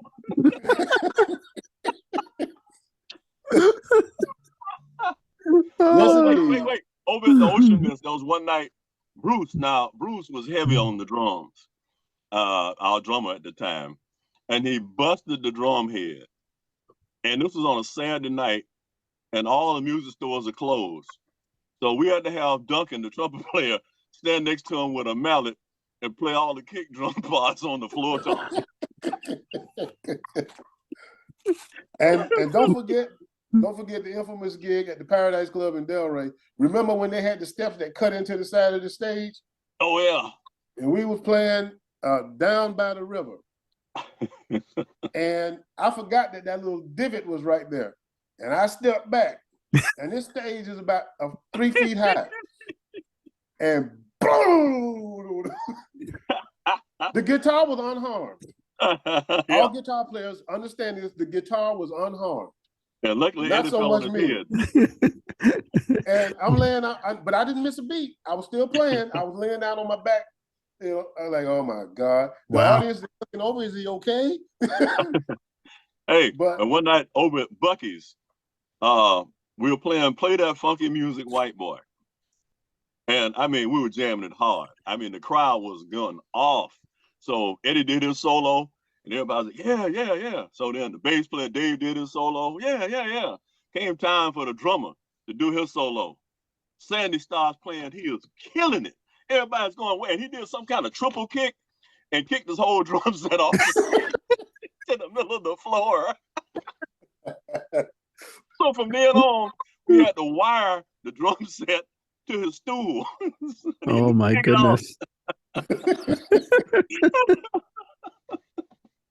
There are stories to be told. Yeah, well, this is one of the outlets to do it. So I appreciate you sharing some of those stories there. That's great. So the next song we're going to tap into is "Everybody's Got a Song to Sing." It's true. Was that Bob or you? I forget. That Bob. Yeah. That was the third song we did, and Bob was still doing the bass. That was the last song that he played bass on. He did bass. Yeah. All right. Great. We're going to get and listen to a clip from Everybody's Got a Song to Sing.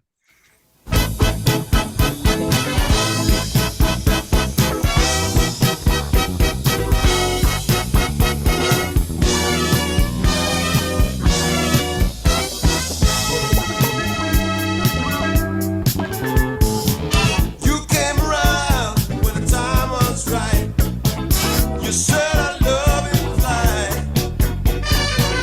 You came around when the time was wrong, just to sing your song.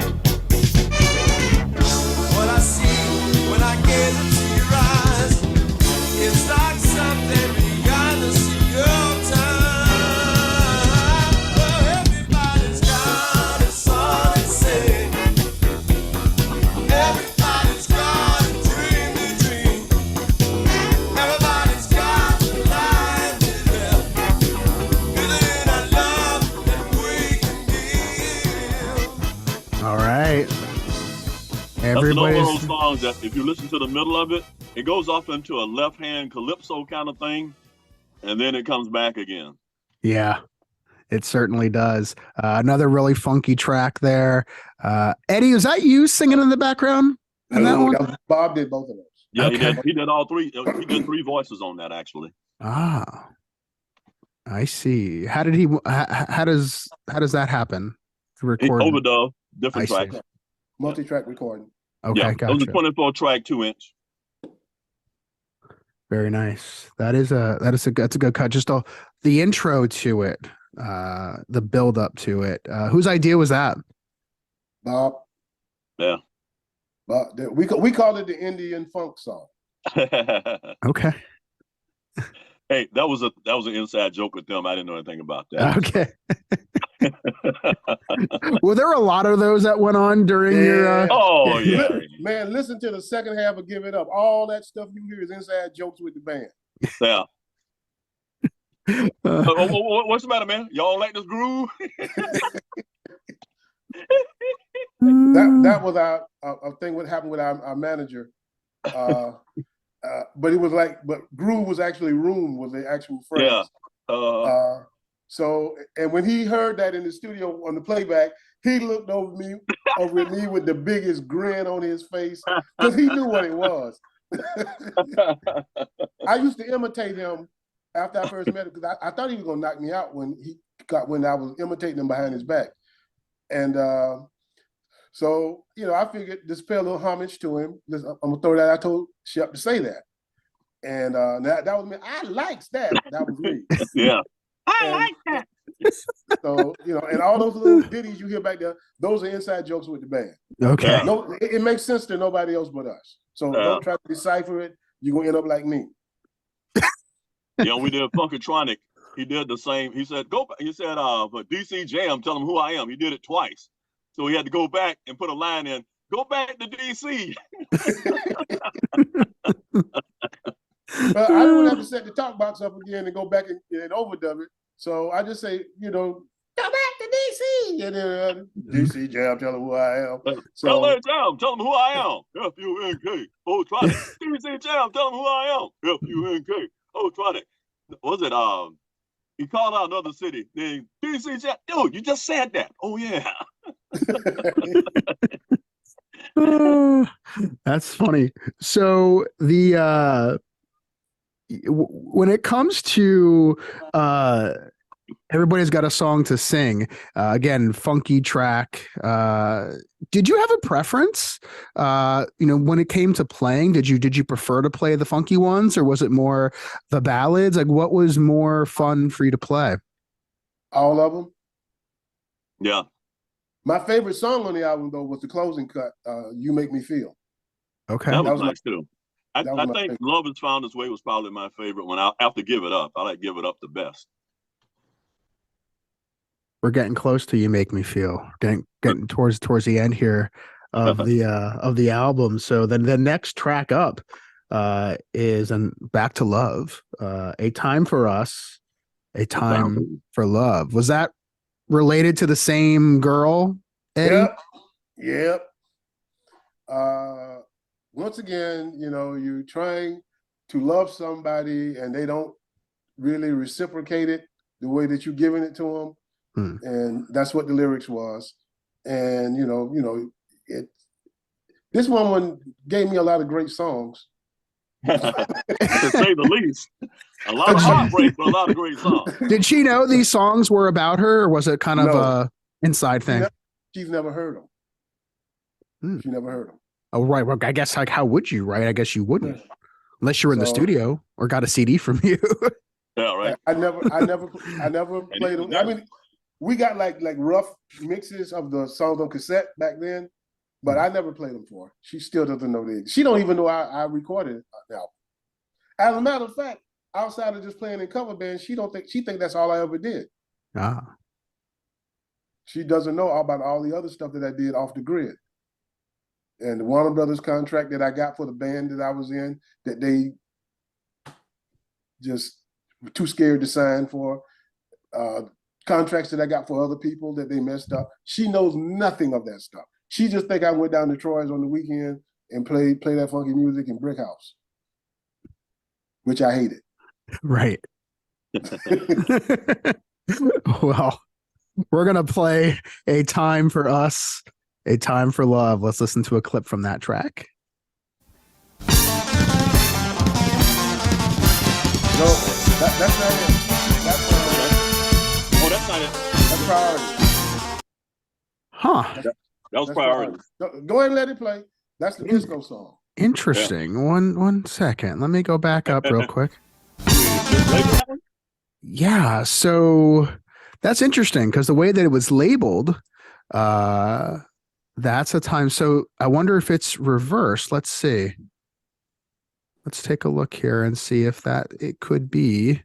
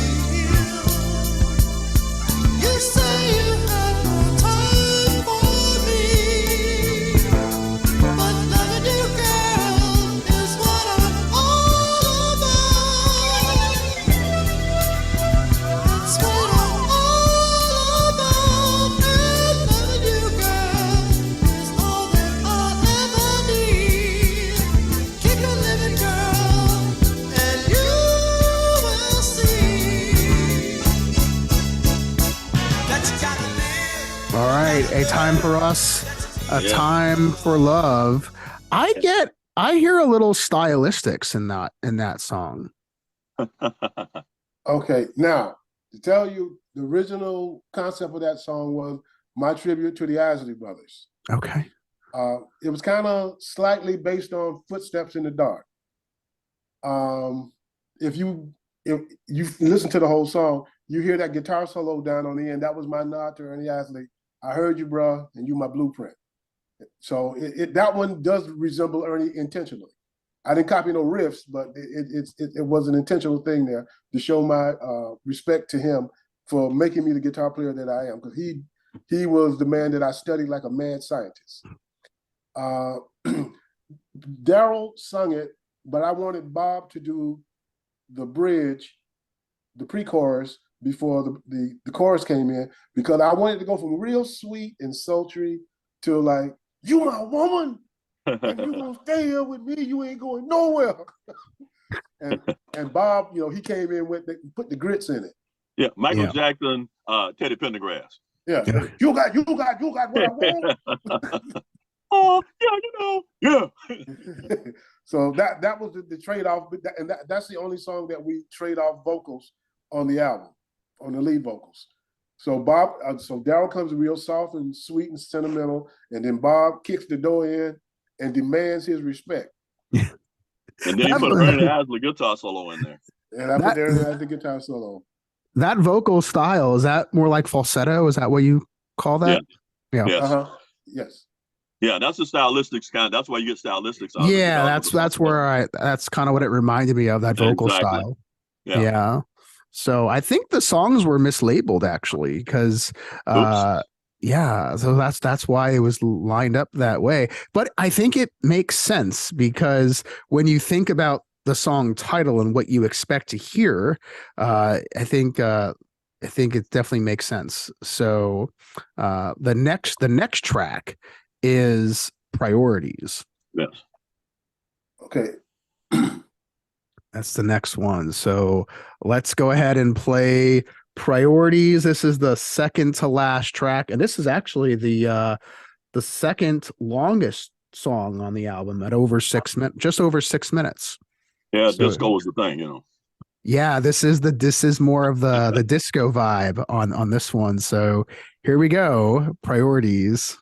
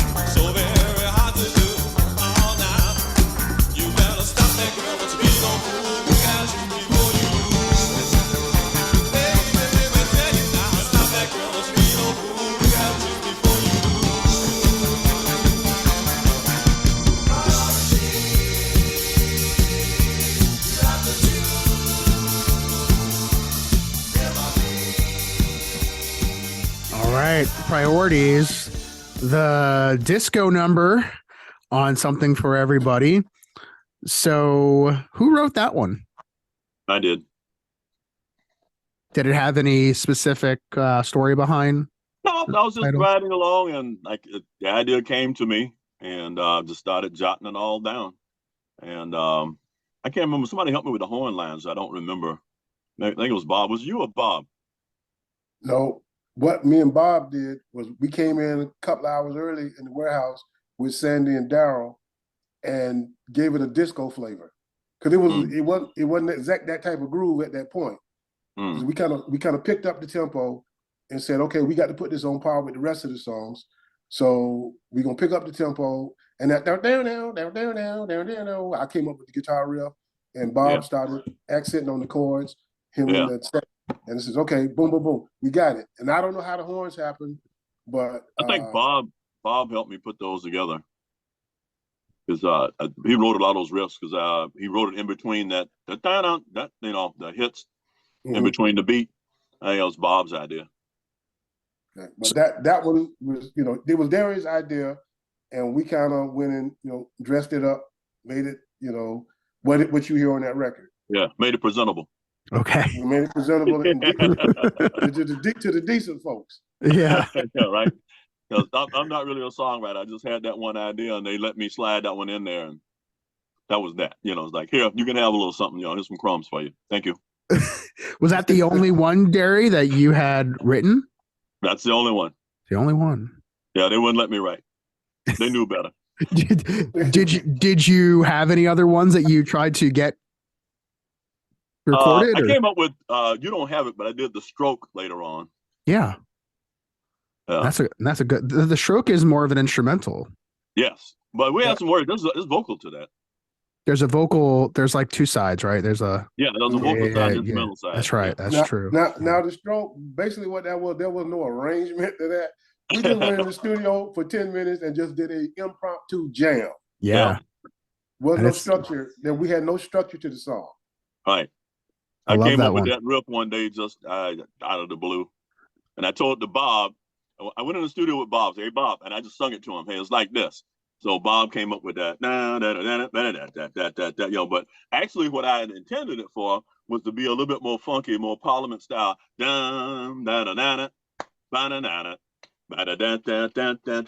he just ran it all together. It worked. Yeah. So I let it go. But I had a little bit more funk and some more breaks in mind when I told it to him. Right. Yeah, The Stroke is a great cut. So that was all just one take. Pretty much. Yeah, we just started throwing stuff in between there. Nice. Yeah, we did the master track, then we just went back and started throwing stuff against the wall. Oh, wait. Hey, in the middle of that, we're sitting at, okay, this is before we didn't have a drum machine. So we were all in a big circle doing hand claps. Okay. Okay, moving right along. Where's that going? You got the next song queued up, man? I got it queued up. I want to know where that's going. So we're doing a hand clap. Somebody, I'm calling no names, the guilty will speak, went off the beat. It's like, dude, get on the beat. And then Sandy goes, you need to be shot. Well, we kept that, and we kept it in the recording. And then we put a gunshot in there. So it's like, an off beat, and then you need to be shot there. So that's actually in the track. Yeah. So if you listen close, you'll hear you need to be shot. As soon as we're done, I'm going to go back and re-listen to that again. That is funny. No names, though, right? No names. No names. Nothing to see here. All right. So we'll move on to the last track on the album. You Make Me Feel. It's the last song on Something for Everybody. So let's take a listen to the last track. Here we go.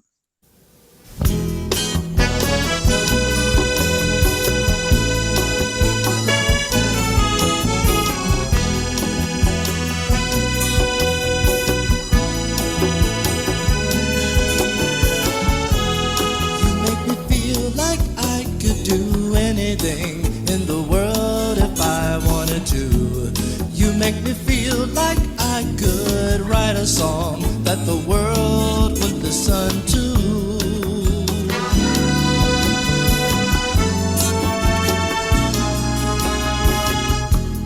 You make my whole world seem to come alive every time that you come here. Your love is like a very special song that only my heart can hear.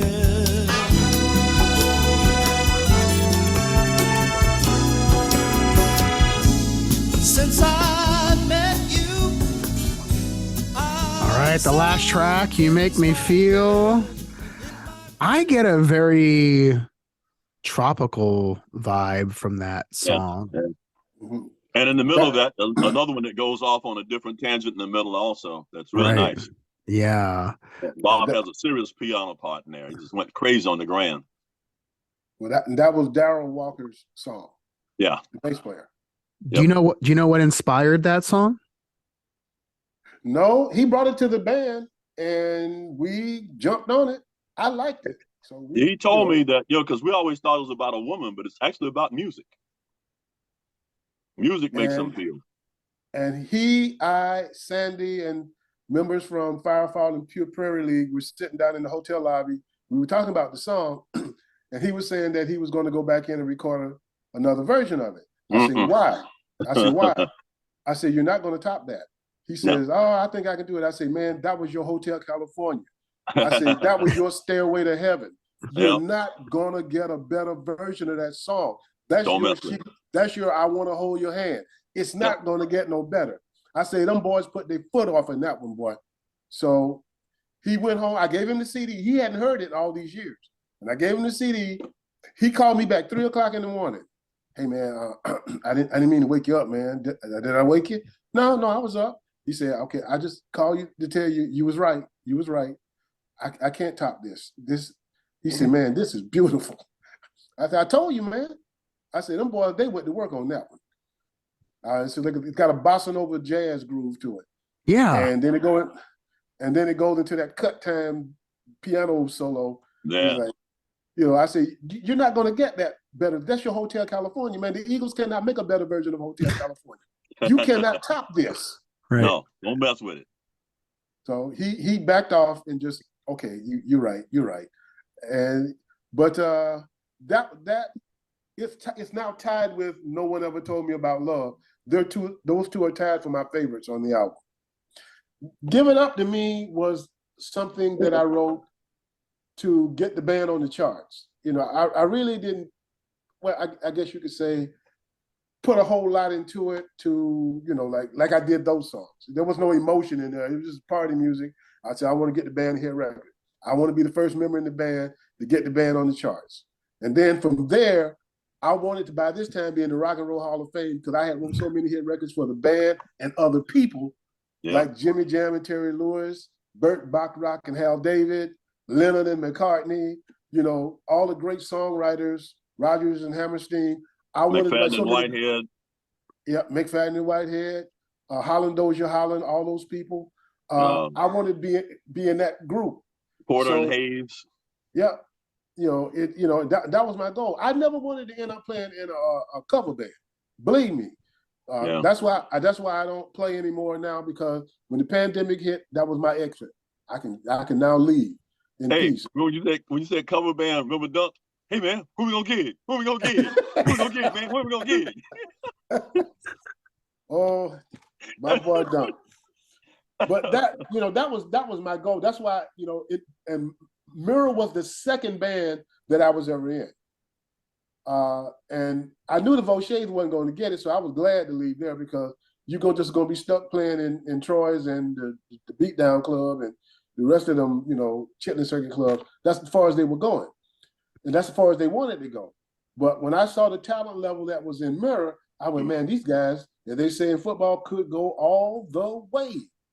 So I brought up that song, Hog Nuts, which Derry politely shot the title. Thank you, Derry. I thought it was a great working title, something unique. That's because he was not in touch with reality at that point. Unique is definitely accurate, for sure. Nobody had ever done it before. I was on my own path. So, and the band, they proved me correct. That once they got a hold of that song and Bob laid out the foundation, how it should go, that was it. That was all over. And I saw, so this is how you write a complete song. Yeah, you got robbed on that one. You should have had your first hit on that one. You got robbed.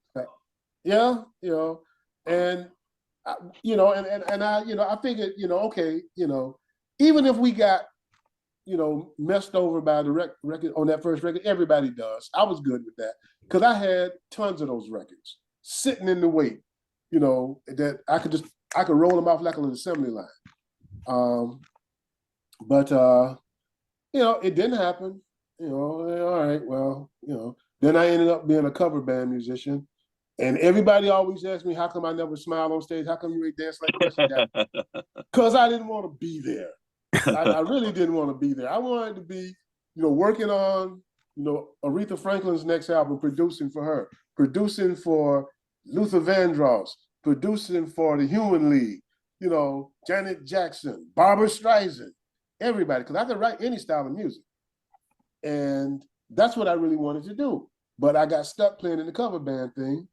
And I was never really happy doing it. I did it because that was the only way to stay in the business and kind of stay pretty much relevant on that level. So, you know, and the last group I was in, Pocket Change, they were a great group.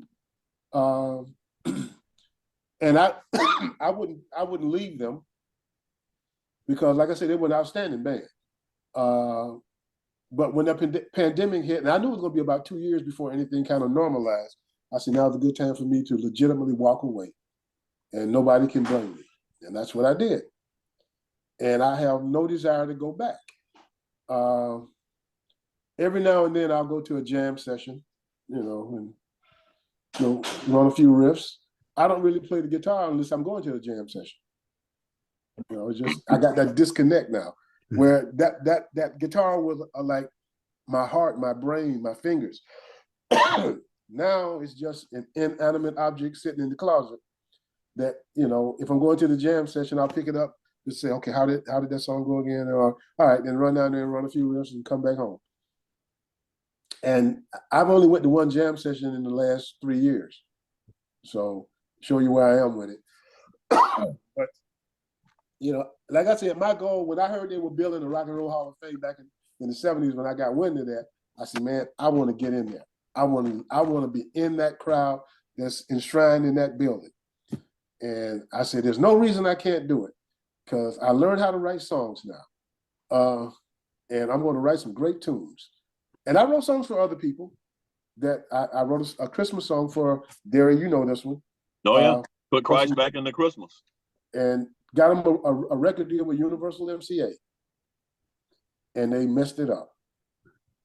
And there's other, you know, even the band I was in Contact Connection. I got them a record deal with Warner Brothers, and they messed it up. So there's a lot of stories I could tell like that, until, you know, you just get sick and tired of being sick and tired, and you just walk away. It's either that or blow your brains out one day. So since I don't have no brains, I got nothing to work with. Well, that was going to be my next point, but I just let you tell it. Yeah, well, I knew I just cut you off before you got to it. Thank you. Hey, we hung out together too much. He already knows my thoughts before I think them sometimes. Clearly. Is there any desire to release the album in some format? But not by me. Anybody. One of the songs is over in the UK, and it's playing the Time for Us, a Time for Love. I have a 2-year licenses agreement with Disco Edit Records over there. And he's asking me about doing a license agreement from Japan, because they kind of barking. They would like to have it released over there. If I get licenses agreement, I'm not going to actively do that because I'm not going on no tours, nothing like that. But if they, you know, they want to do a licenses agreement, sure. If they want to use a song in movies, soundtracks, or whatever, sure, I'll do it. But I'm not actively looking for anything. Yeah. These people, and some guy in the United States was asking me about doing a licenses agreement too. So, you know, if it comes to fruition, fine. If it don't, you know, all right.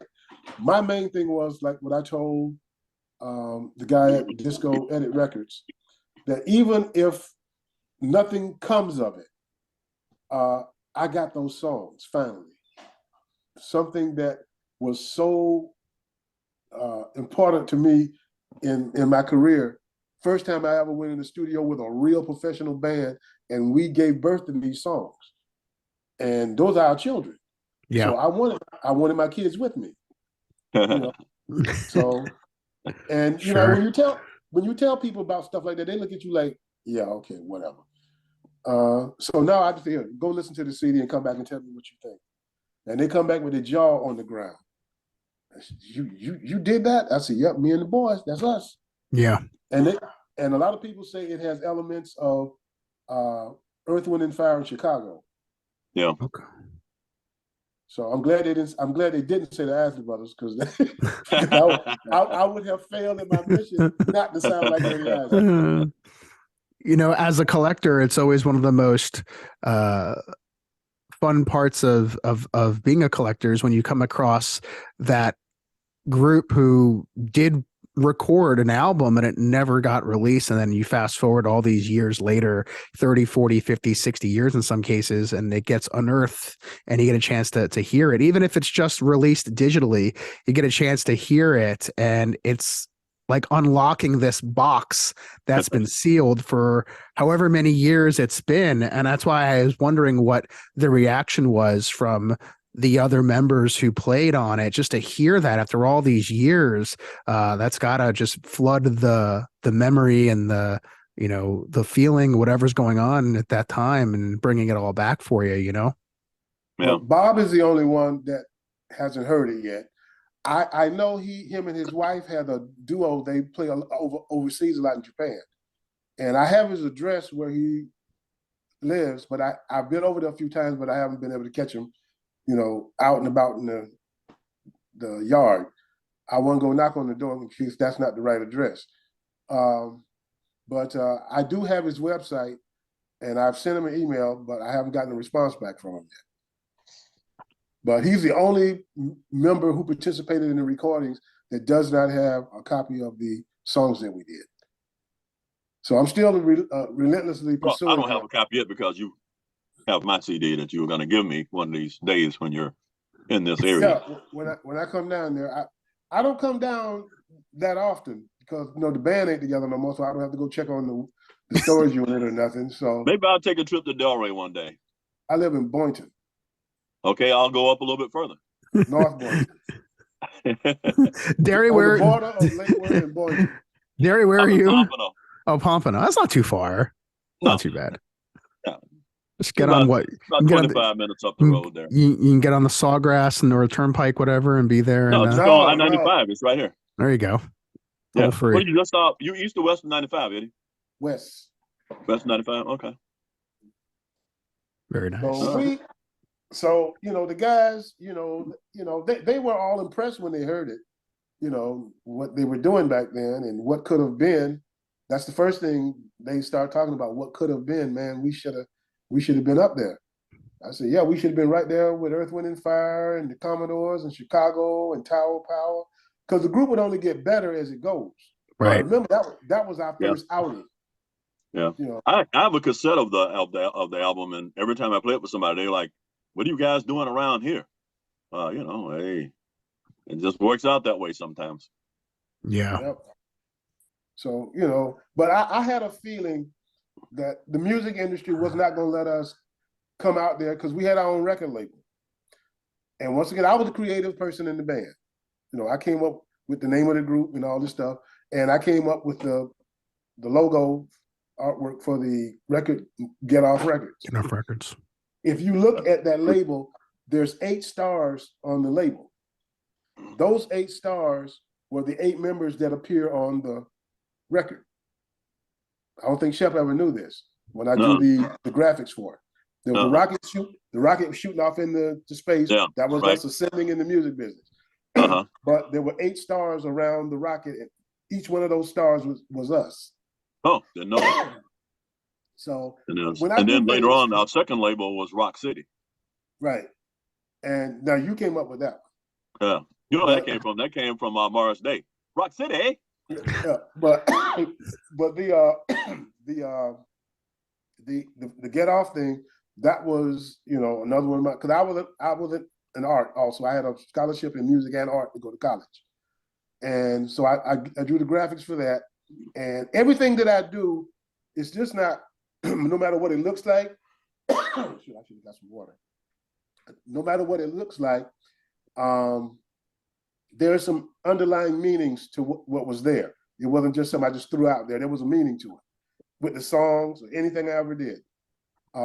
My guitars, if you've seen pictures of my guitars, I got the prettiest guitars in the state of Florida. And my motto there was, you may outplay me, but I'm gonna look better than you doing it. Well, what about the record numbers? UB 100, Uncle UB Boy. 100, Uncle 102, Uncle Boy. Yep. And Shirt Tail Productions. Yep. Hey, keep a little whiskey on your shirt tail. Yes, sir. But everything that, you know, all that stuff, there was a definite meaning to the band that when I did it. So it wasn't just somebody just came up with a slick idea. There was a definite meaning, underlying meaning to it. that only maybe the band. I don't think the band even knew that part about the label, but I do. If you go back and look at that label and count the stars, there's 8 stars on there. So that included Bruce. Bruce was the 8th one. Oh, okay. So there was 7 of us. I've got homework. Go back and look at the label and listen to the stroke and listen for the gunshot. Oh yeah, and the clap. Well, that one is like the old story about the Ohio players when they were recording the Honey album. The lady got stuck to the roller coaster. Love roller coaster. There was something like a lady screaming in the background, and this long story for decades that was the Ohio players killing the model that's on the cover of the album. And people believed it, man. This thing floated for years until Diamond, the drummer, finally came out and said it was all just a hoax. It never happened. Yeah. Yeah. So there's always stories that like people will tell and there's no truth to it, but they spread, and that exists today, right? Yeah. Oh yeah. Oh, I remember one night we were over at Bucky's. One night we were at Bucky's, and John came up. We were doing Brick House, and John, the guy used to be our roadie, came up and said, "Hey man, don't play that. Y'all better stop playing that song." It's like, what? It's like one of the Commodores is in the audience. Man, what are you talking about? It was a Friday night in the middle of the season. Ain't no Commodores in no Fort Lauderdale at a club like this. But it turns out that the drummer, Clyde, is from Fort Lauderdale. His mom lived not too far from the club, and he was there. So we went out like, let me see this fake wannabe Commodore. And I walked, he. What the thing Doug used to do? He. So it was actually him. And he was talking to us. He said, hey, man, your group sounds pretty good. How long y'all been together? And at the time, it was like 6 weeks or something like that. And he said, 6 weeks? Like, and y'all sound like that? So yeah, I said, man, don't y'all ever break this group up, which was pretty encouraging for us. That is funny. It's ironic how that happens, Yeah. That's what they always say. You never know who's in the crowd when you don't. You never know. You never know who's there. So, well, it's been wonderful getting a chance to have you both on. This is the first time, right, that you both have done something like this together. Yeah. Mm-hmm. So I am honored to be able to have you both on to play some clips, because for listeners, and I'm sure fans and supporters and friends, whomever, they may never have heard some of these songs before. So whoever checks us out, you might start getting some messages saying, hey, we want to hear the whole thing. So it's just it's like a tease, played a little clip, and we know that there's a turn the further you get in some of those tracks. So definitely. Okay, and one other thing, how long is this interview had, the duration of it? How long have we been talking for? I would say just under 2 hours, because something like that. And once again, I have not cussed one time. Congratulations to you, my son. Nah, when I get off, I got to go on a rant and start cussing because I got to make up ground. Hey, you are looking good, figuratively speaking. I got to find somebody outside and cuss them out. Just don't cuss out the guy with the gun. No, he's my friend. Okay, there you go. You're good. There you go. I ain't crazy. Look here. I ain't crazy, but I ain't cray crazy. He's cray. He's not cray. Hey, well, thanks a lot, Jeff. Appreciated it. You as well, Derry. Thanks so much, Eddie. Thank you. I appreciate you both for taking the time to chat and to take a real trip down memory lane. It is a trip. Oh, you both are wonderful. Thank you so much. I really appreciate it. And take care and let your funk fly free. Absolutely. Oh, there you go. Take care, guys. See ya.